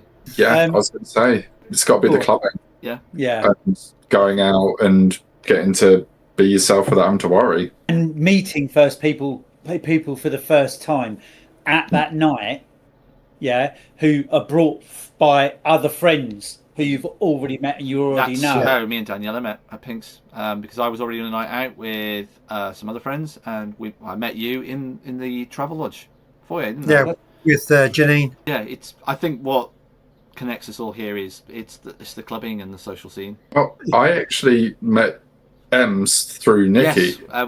Yes, you spent the weekend with Nicky, Yeah. And I came over on the Sunday, I think it was, and I met you for the first time in person rather than at a club. You had stayed there previously, and I came up to Nicky's as you were going, and we sort of like interacted. Yes, but we didn't really get to speak a lot. It was the first time that I stayed over at Nicky's when you were there, and then we really got to have a good chat and get to know each other. And I think it's not, for me, it's not just the social things, it's relationships as well. It's friendship networks. Yeah, well, that actually brings us really well onto the next topic. So, making new friends as adults. So, for me, whether that's collaborating on YouTube videos, which I've collaborated with all of you on YouTube videos, and we're doing another collab now. Going out clubbing, my weekly pub quiz with the guys, not girls, but with the guys. I built up new social circles. Pre-transition, I was an introvert. I've already said that, but I'm very much outgoing now. And I have 3 of my closest friends with me, right here. So yeah, making new friends as adults. How have you found that sort of during and post-transition? I have a much higher level of confidence to go up to strangers and start a conversation, and and that sometimes ends up in a friendship. Especially if I'm on a night out. What I love, I think it was the time when we were in Birmingham. The last time we were in Birmingham. Which and time? For Pride or no, in Birmingham. No, not Transcend. Pride. Transcend. Yes. Yeah. There was because I was up and dancing and everything and doing my usual stuff. I noticed a girl in the corner holding a drink, sipping from it, sort of swaying from side to side, not doing much. Had some friends. The friends were coming over and dancing and stuff like that. Yeah. So I just went over to her. I said, "Are you okay, darling?" And she says, "Oh yeah, it's my first time out." Yeah. And that was it. I was like, right, okay. I said, "Come with me." He said, "I'll look after you." We've got another ambassador in the room that's very good at doing that. Nicky. And do you know what? It's catching because I've started doing that as well with other social circles, because obviously, my social circles was very focused on Nicky and a few of your friends, but then I've expanded out, and I have social circles across the country, and I have people who watch me on YouTube who are probably watching this broadcast now, that wanted to come meet me. Zara is a great example. She was a follower on my YouTube. She come met us up in Leeds in February, didn't she, Nicky? Yeah, really good night. And there was Natasha as well that came up. She was a YouTube follower. Met her in Leeds. So making these sort of new social circles, it's kind of humbling in a way. Oh, definitely, absolutely. It's not just going out and meeting people. Obviously, you've got online sites and stuff like that where you can meet other people. And sometimes you can go onto certain sites and you can talk, or you could be on there for hours and nothing happens. Hold that thought, Daniella, because that's the next discussion topic, and we'll get into that. Sammy, anything to add about making new friends as adults? I've always had small friendship groups. I don't know if that's just me as a person, but obviously I have you 3, and I've got 2, maybe 3 other friends that I'm quite close with, but that's literally it. I don't have like a big group of friends. I have a tight-knit kind of small group. And was that the same pre-transition? Like when I was in school, I had a small group of friends, but because we were kind of the outcast kind of group. But after school, it was an even smaller group of friends of like 3 or 4. And then there was a period of time where I didn't really have any friends, and that was just before I transitioned. And then after transition, obviously, I put myself out there a little more, started to actually socialise a bit. And then, like, me and Nicky, like, met online, chatting, and then she was like, "Oh, you should come over and we should hang out." And I was just like, "Yeah, okay, cool, yeah." And then we hung out, and then I met you through Nicky, and then, obviously, I met Daniella through you, and that's how it works socially. It's social networking, and it's Yeah, I would say I don't tend to. I'm not that good at making friends, but the friends that I do make are very close friends. So Quality, not quantity. exactly, yeah. Okay, we touched a little bit on certain sites, Daniela. So the next topic is dating and dating apps. I'm married. I'm not looking to date anyone, so I haven't really got any experience with dating apps.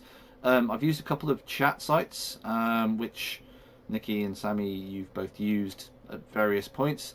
Danielle, what were you going to touch on with regards to sort of sites socially or for dating or meeting people or? Well, it can go. I mean, can we name sites or? Probably avoid naming sites That's fine. just because of I mean, community guidelines. I mean, I'm I'm quite tight with my money, so I don't like sites that you have to pay for. Same. Yeah. So, the sites I use are, you know, they're very hit and miss. You get a lot of time wasters and stuff like that. Yeah. But if you're prepared to put the time in, you can reap the rewards. And there've been a few people that I've met on there, and we've become friends. Yeah. I mean, there's a site that I've recently joined, and I've had a lot of likes from that, and some comments back and forth. Yeah. But it's one of those that if you want more, you have to pay. Yeah. So, I mean, inevitably, the higher quality interaction you are going to have to pay for, I think. yeah. Nicky, I know that you've used some sites for social elements, shall we say? Anything to input on that one? Yeah, I just think it's just a case of always make sure you're safe on the sites. Yeah, Safety don't go online is something that it's don't go handing out your number willy nilly. There is plenty of apps you can use where you can give them your username and that's all they get. Yeah. So Yeah, you have to be very careful who you give your number out to. Obviously, the three of you have my personal number, and but that's only because we built a friendship first. But you certainly wouldn't put your email address or phone number online in a public chat room for everyone to. That's just silly. Yeah. Yeah, you wouldn't do it as anyone. No. But some people do. They are a bit silly. We get that. Yeah. But in general, it's just a case of being able to have a little bit of not social connection, but a little bit of communication with people during the day. I can sit there and talk to my friends online for hours, and I just talk rubbish. Yeah, it's just general everyday rubbish that I talk. It's about what I'm doing in the garden and what I did yesterday and how my gaming's going, or I did a load of washing today. Yeah, okay, great. How exciting. But it's just everyday stuff. It's what we all do. Yeah. Yeah. Yes, having that connection. That connection is so important. Yeah. Sammy, obviously not dating, but apps for social communication, obviously beyond. I mean, we're all on Discord because we're on Discord call now, and we're all on WhatsApp for messages. But what are the sort of apps would you might use for communication with other people within the community, for example? I mean, there's a few sites where you can just chat to people, and there's certain groups that you can join, like support networking and like that kind of thing, which I've been on quite a lot. I'm not on there anymore, but I tend to find that it's very, very hit and miss depending on what you're actually trying to do. Yeah. If it's a site which is a bit ambiguous of its nature, like you can go on there for just like Nicky said, just everyday chatting and everything like that, but then you get other people are after something different. Other intentions, yeah. And that can be very awkward, sometimes a little traumatizing in some cases, especially with unsolicited pictures. Yeah, sometimes you just can't unsee those. Yeah. But we have all experienced those. Yeah, which is unfortunate, but I mean, the anonymity of being online, that where they don't have to show themselves other than certain anatomy, shall we The say. purple-headed yogurt slingers. I think you might have to censor that. We'll find out. I've actually had that in a shop. Yes. Yeah. You showed me the charity shop round the corner. I got flashed in the charity shop. Yeah, that was certainly a bit of goodwill. Somebody this chap fancied me, said I look gorgeous, and then just promptly just got it out. Nice. I mean, I don't know what they thought. Oh yeah, no, I'm just going to do this in public. It's like, what's going through your head? Andy, I've got his phone number.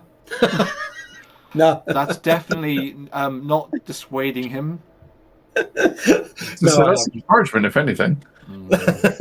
So I'm surprised you didn't have a stroke. Well, I don't know who was watching. With the shock, of course. Oh, of course, yeah. At my age, you know what I mean? I could have collapsed. That's exactly it. Give me mouth to mouth. Yeah. that brings us on to relationship expectations as a trans woman. Mine's a tricky one because my partner is actually Ace, who for the longest time didn't actually admit that to me or herself and would just kind of go along with things. Yeah. But yeah, that side of things is obviously a little different to most people's relationships. Yeah. So the expectation is practically zero on that front. So there's no. It's a romantic relationship, though.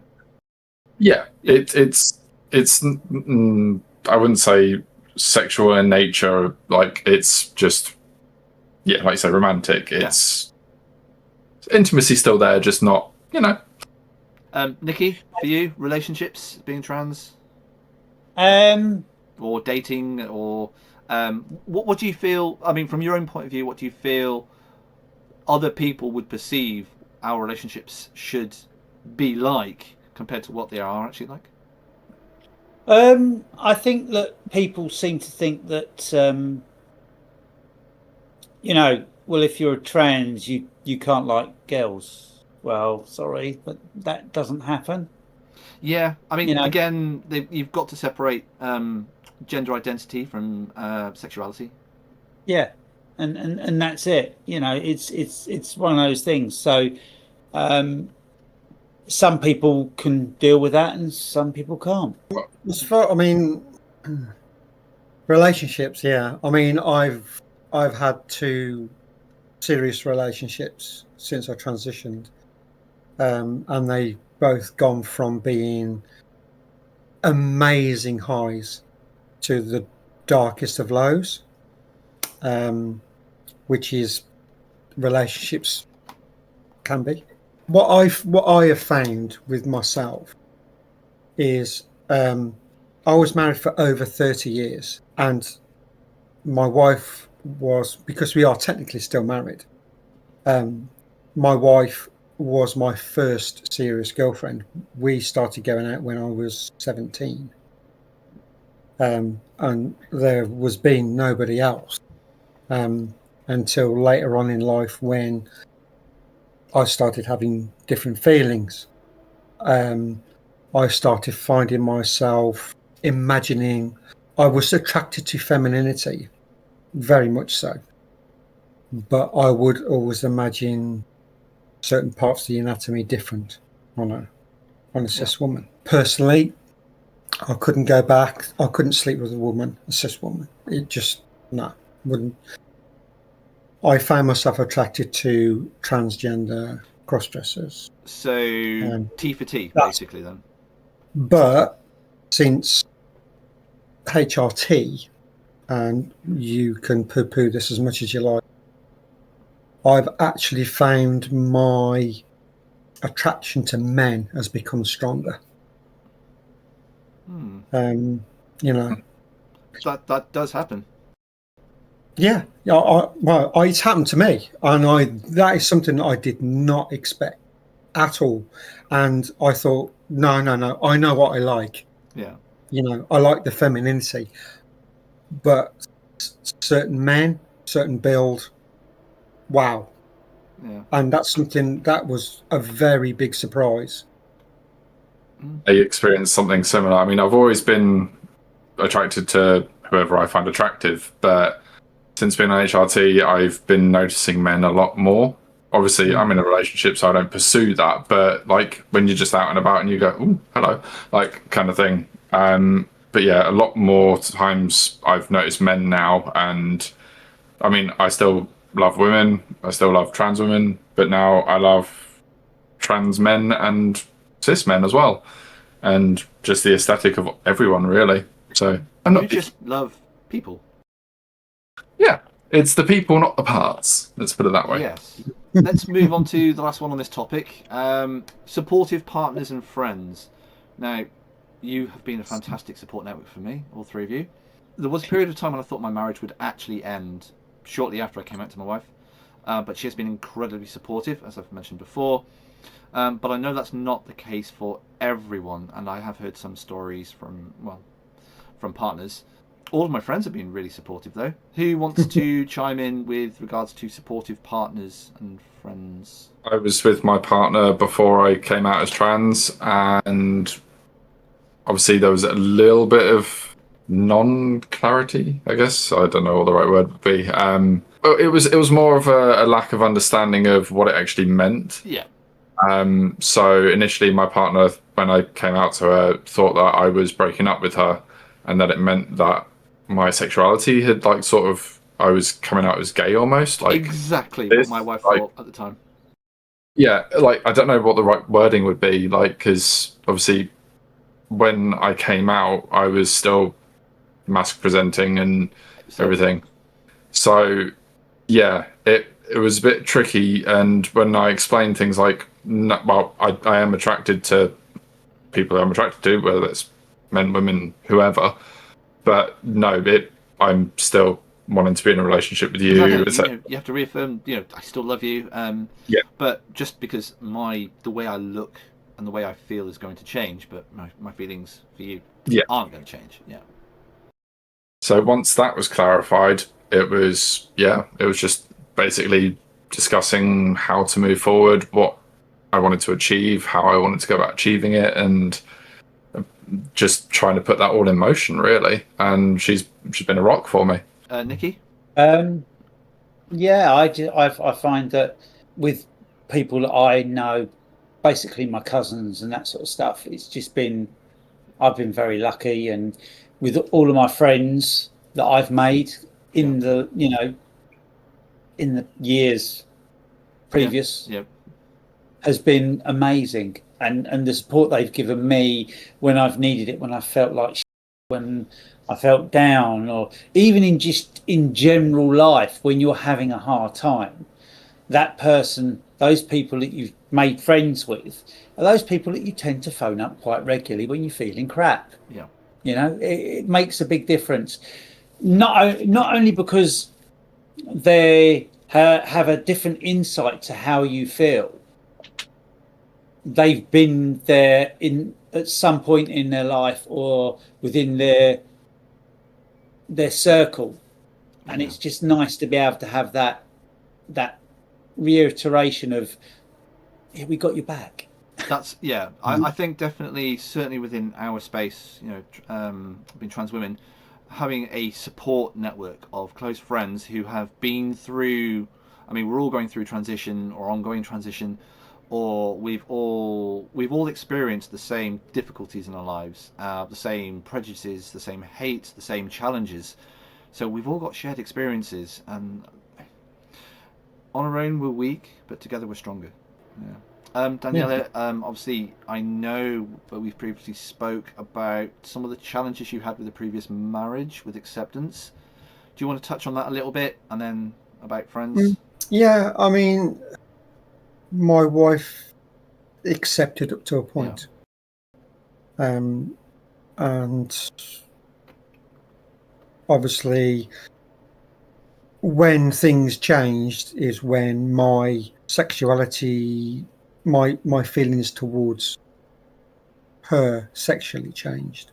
Yeah. And I started to find cross-dressers, trans people, far more attractive, and that led me down a rabbit hole where I was online talking to people, meeting people, you know, just being a total and that's what led to eventually to the marriage breakup. With regards to your friends, friends, I mean, because I have other friends on Discord, a large group of friends, and yeah, before I met you, Emma, they were my rock when I went through some really, really bad times. Being married for such a length of time, you're always with somebody. I've never, ever lived on my own. This is the first time in my entire life I've lived on my own. And sometimes when I was in my darkest times, I just did not want to come home. I would sit in my car and cry. I think Nicky can relate to this a bit, because Nicky, you live alone as well. Yeah.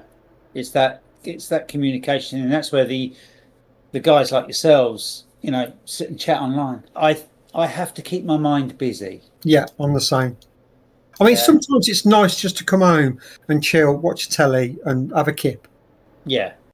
You know, but most of the time, I need that social conversation. Yeah. Need to interact.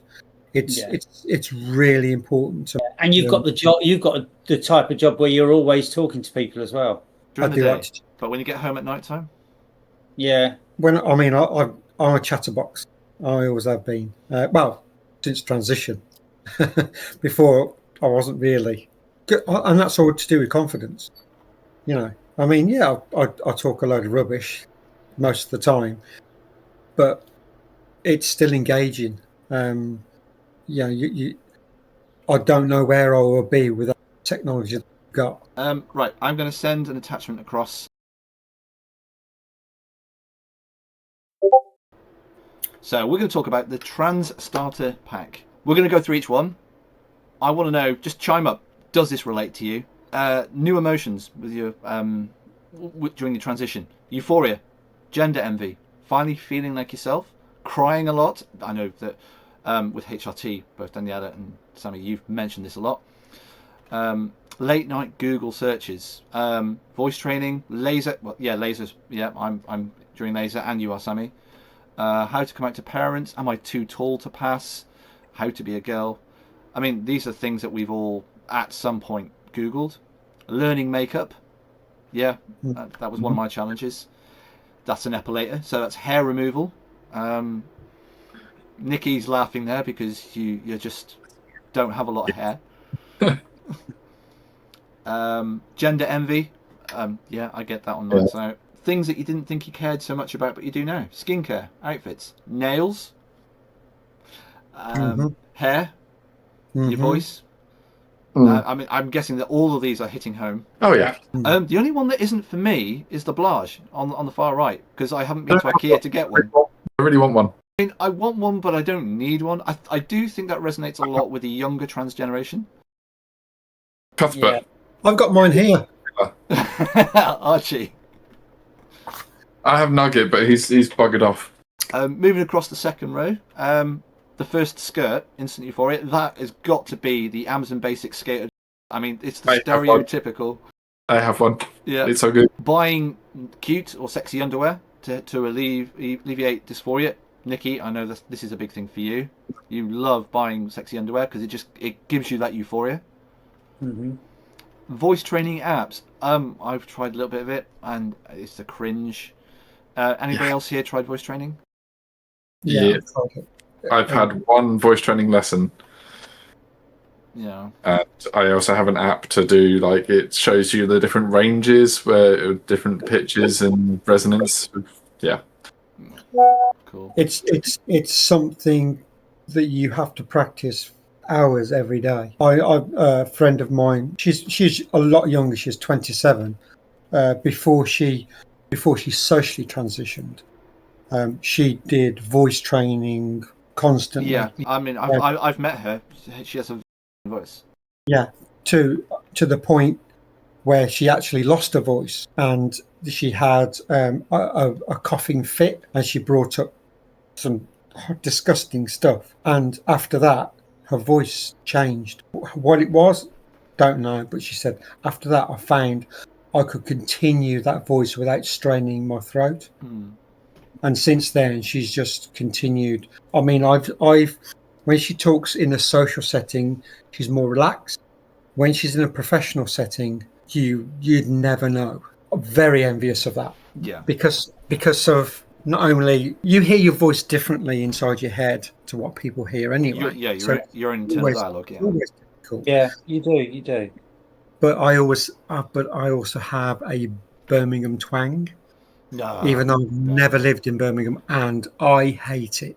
You don't have the most Birmingham twang of people I have featured on this channel. There are a few that are very much a Brummie. Yeah, but if they're Birmingham born and bred, Hey, we all know who you can tell who I'm talking about, can you? So the voice training thing really hit quite hard there. Then back with the trans starter pack, we've got spending way too much time in the mirror. I didn't have a full length mirror in the house until I started my transition.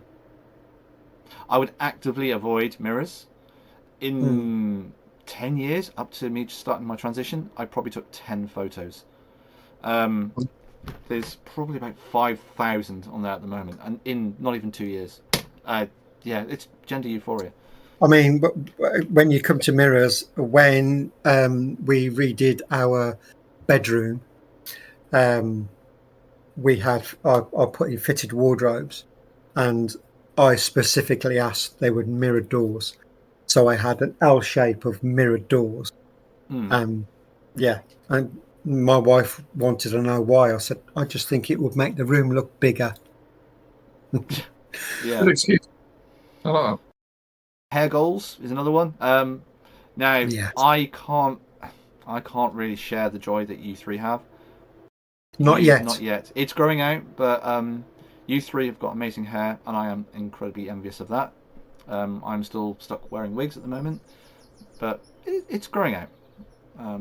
But I definitely have a hair goal, but I'm not there yet. Yeah, I mean, when before pre-transition, my hair was really short. It was like a number 2. It was so short. Well, that's how my hair was up until November 2025 because I was still shaving it, and then I was like, actually, I don't want to get rid of my hair anymore. And before I came out at work, I started growing my hair. And the other blokes were commenting, God, you're looking a bit girly, get your hair cut. And I thought, okay, thank you. That's nice. That's good enough. A little bit of validation there. Yeah, definitely. We've got that one trans girl on YouTube that explained everything. I'm sure we've all watched some videos explaining stuff that just seems to click for us with our transition. Oversized hoodies, not really something that I've got into, but anybody wore oversized hoodies? No. No? No. Oh, Sammy has, yeah. Yeah. Is that more just to sort of hide things, or just Not necessarily things, just to hide. Just to be super comfy? Just to hide. Yeah. It wasn't hide anything specific, just hide me.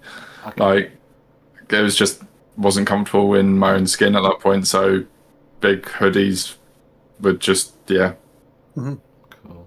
But now, I like oversized hoodies now because they're comfortable. Yeah. On the next row, we've got HRT, so we've got the genderfluid. I can't comment on that one, but Daniella, Sammy, you can.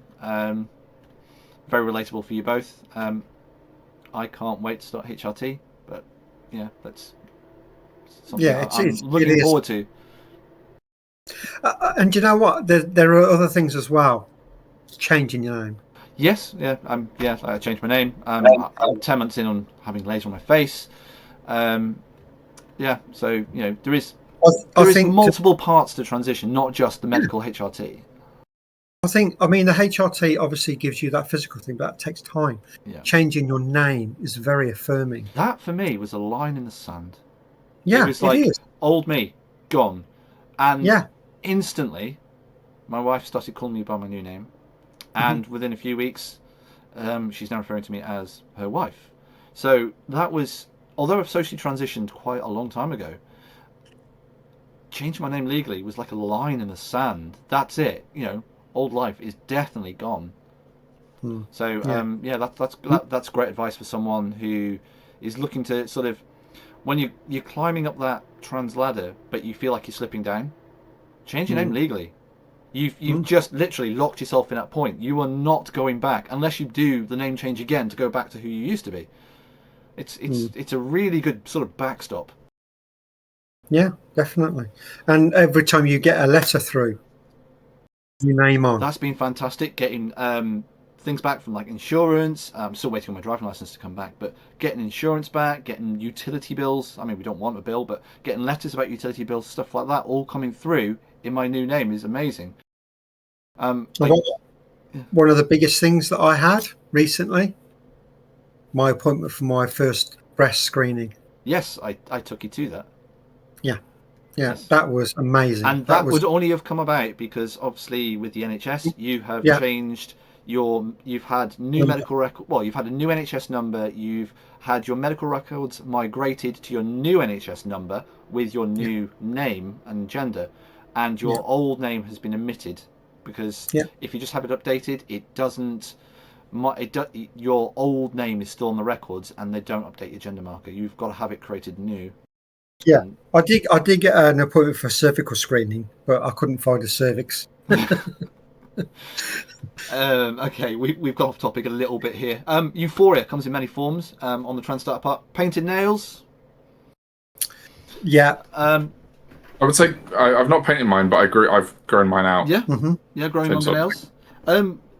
Touching on to HRT in that one, have you found that your nails are getting a bit stronger? No. No? Mine are still like bendy as anything. I was going to swear then. I mean, mine fracture the slightest thing. I mean, it was amazing having acrylic nails because, you know, I just didn't break. Well, I actually, no, tell I did break one, didn't I, Nicky?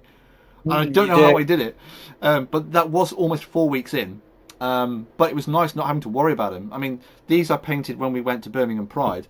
The ends of them are getting a little bit chipped now.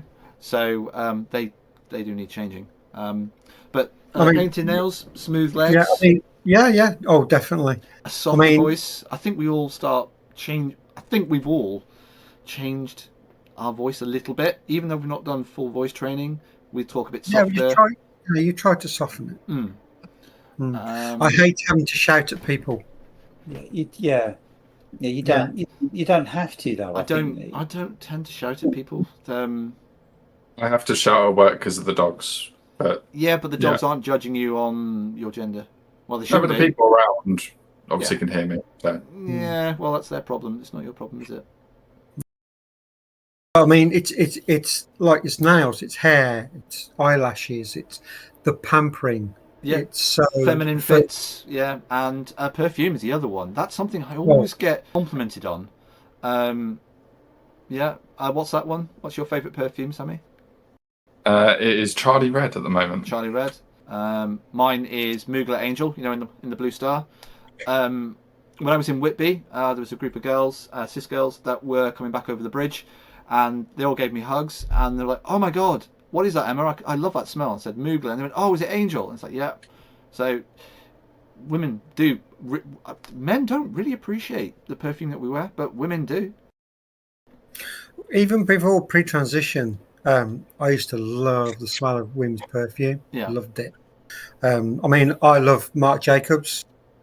A lot of Marc Jacobs stuff. Yeah. But yeah, perfume has always had an effect on me. Yeah. More so now. Nicky, what's your favourite perfume, Nicky? Is it the one I bought you in Leeds? No, that's my favourite. Yes. Oh. I don't know can't remember what it's called. Oh, hold on. I can't remember what it's called, but it's this one here. There was a very interesting story behind that, wasn't there? Yes. Do you care to share that one quickly? Well, went to a nightclub, Pink's, and there was a little bottle that was given to me by a girl, and I loved the smell of it, and I was like, "We can't find this. What is it?" Well, I don't know. It's like, you don't know, but it's nice. So we ended up going with the bottle to a perfume person and saying, "Do you know this smell?" And we ended up going through about 15 different smells before we found that one. Yeah, I mean, fair play to the man and the woman in boots. It took them 15 minutes, but they nailed it. So nice. And it was bought for my birthday. Yeah. It's a beautiful gift. You're So very welcome. thank you. And I love it. It's so nice. Jumping back to the trans starter pack, name ideas. I know that Sammy, we've touched in our Q&A about how you came to your name, because you went for a name that gave you a lot of confidence, someone that was very strong and had a strong presence. Yeah. So that was due to the fact that I've always been shy. I've never really been that outgoing or anything like that. And the name belonged to someone who was life and soul of the party everywhere they went. And my thought process was, well, if I name myself something similar, then maybe I can emulate doing that potentially and sort of fake it till you make it kind of thing. Yeah. Obviously we've spoke on your Q&A. The origins of my name, Emma Louise, was because when I had my child, we had a name chose out, which was Emma Louise. We were absolutely certain we were going to have a baby girl. And then when he came out, he was a baby boy. And it was like, oh. So we had to choose a new name. And the really beautiful name that I really liked, Emma Louise, wasn't used. 3 years after he was born, I started cross-dressing, and I assumed that name. And then obviously I had a period of time where I wasn't cross-dressing, and I came out again in 2024, and that was my assumed name, and now it's my legal name. Daniella, Nicky, I can pretty much guess how you came across your names, but do you want to tell our audience how you came to use your now legal names or assumed names? I've always been Nicky. Yeah. From day one. My mum always called me Nicky. My dad, my family called me Nicky. Yeah. Daniella? Well, my cross-dressing name was Daniella. Yeah. So I stuck with that because I love that name so much. I had a very bad relationship with my dad. So I got rid of my middle name and my surname to completely get away from any sort of contact with him, if you like. I've actually done the same. I've actually got rid of my middle name, which was shared with my father. And then my middle name, when my mom died, her middle name was so I changed it to and my last name was the complete opposite to what my surname was, and I wanted to make it nice and short, so I made it nice and short. Yeah, easily rememberable.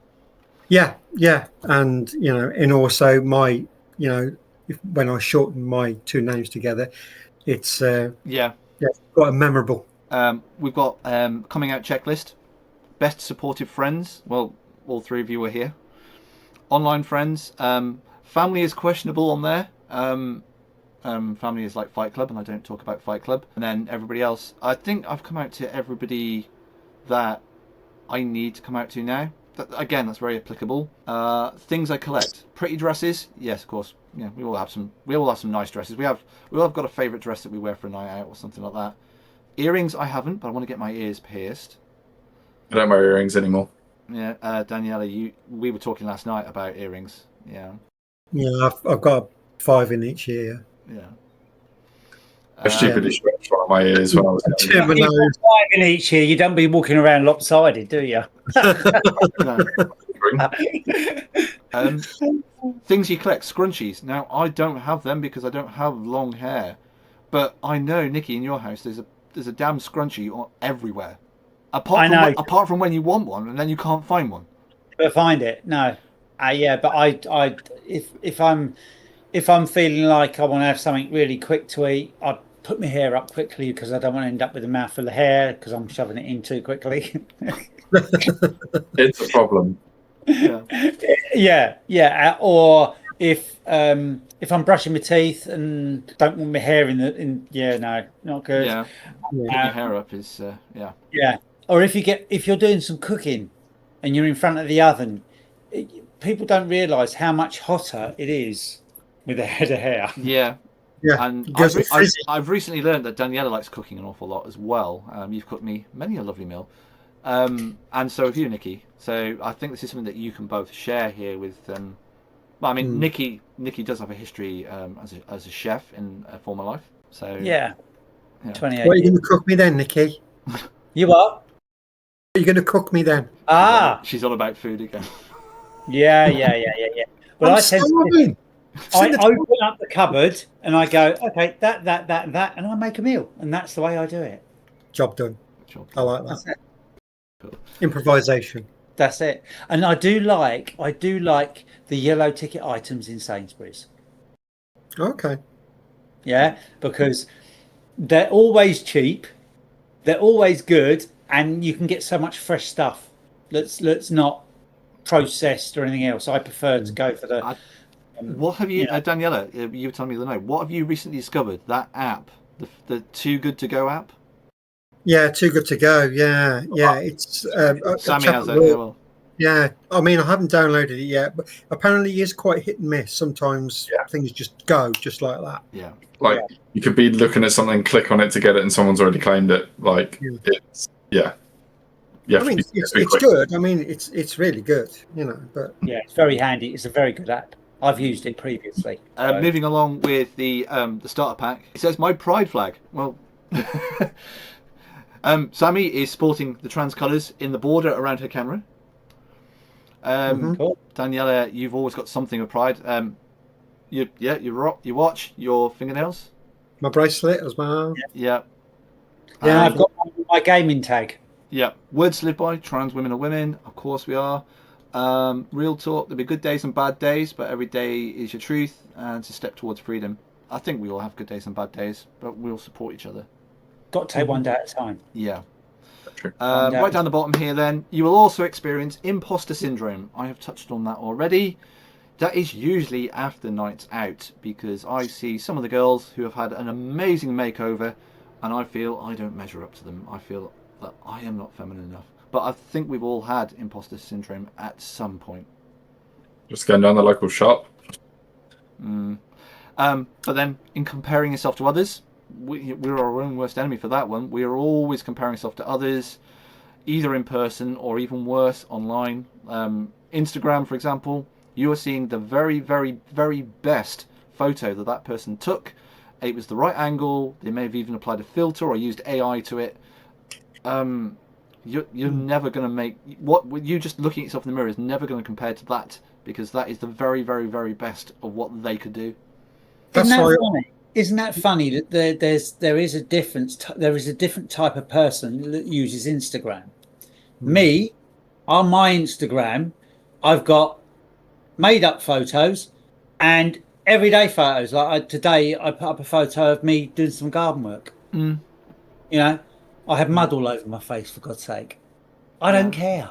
Yeah, but some of my friends, I put the photos on because I wonder what Nicky's doing today. It's there. It's simple. And also it means that sometimes there's something you do that you really are proud of yourself. Yeah. And you want to share it, yeah. And you want to share it. Yeah. And I'm not going to go and put a load of slap on. No. Yeah. Just to take a photo of myself, or even I will not use face apps. I hate them. No, I don't use filters on any of my posts. I don't use AI on any of my social media posts. I've used AI for thumbnails on YouTube, and a lot of the time it changes faces, and I'm like, no, and I can't use it, because we've seen that, Sammy, with a few of the thumbnails that we've done for videos, and it's just like, what? So I don't use it for that. One of the thumbnails, it made me look like one of my exes. It's like, oh, Jesus. So I don't use filters on my social media posts. What you see is what you get. Although I will admit that's most of my selfies are usually at this angle, because that's my favourite side of my face. So yeah, you'll see the best that I can get, but without filters. And also, got short arms. That's all you can do anyway. Well, yeah, but then there is selfie sticks. But let's not go into that. Oh, yeah, we won't go for a selfie stick thing. Yeah. Moments of doubt in our transition. Yeah, I think we all go through that. A lot of random mood swings. I think that can be attributed part to HRT. And unlearning a lifetime full of rubbish. bull. He's the duck. Yeah, so unlearning a lot of life's bull quack. Yeah. So Yes. yeah, that was the trans starter pack. We're going to wrap that up there, ladies. Okay. It's been an absolute pleasure. Yeah. We will have another podcast at some point in the future once I've digested all of this one. Oh no. Have a great evening, and Lovely to talk to you girls. it's You pleasure take speaking care. to you all. Thank you very much, Daniella. Good night and God bless. See you soon. Bye bye. Bye. Bye bye.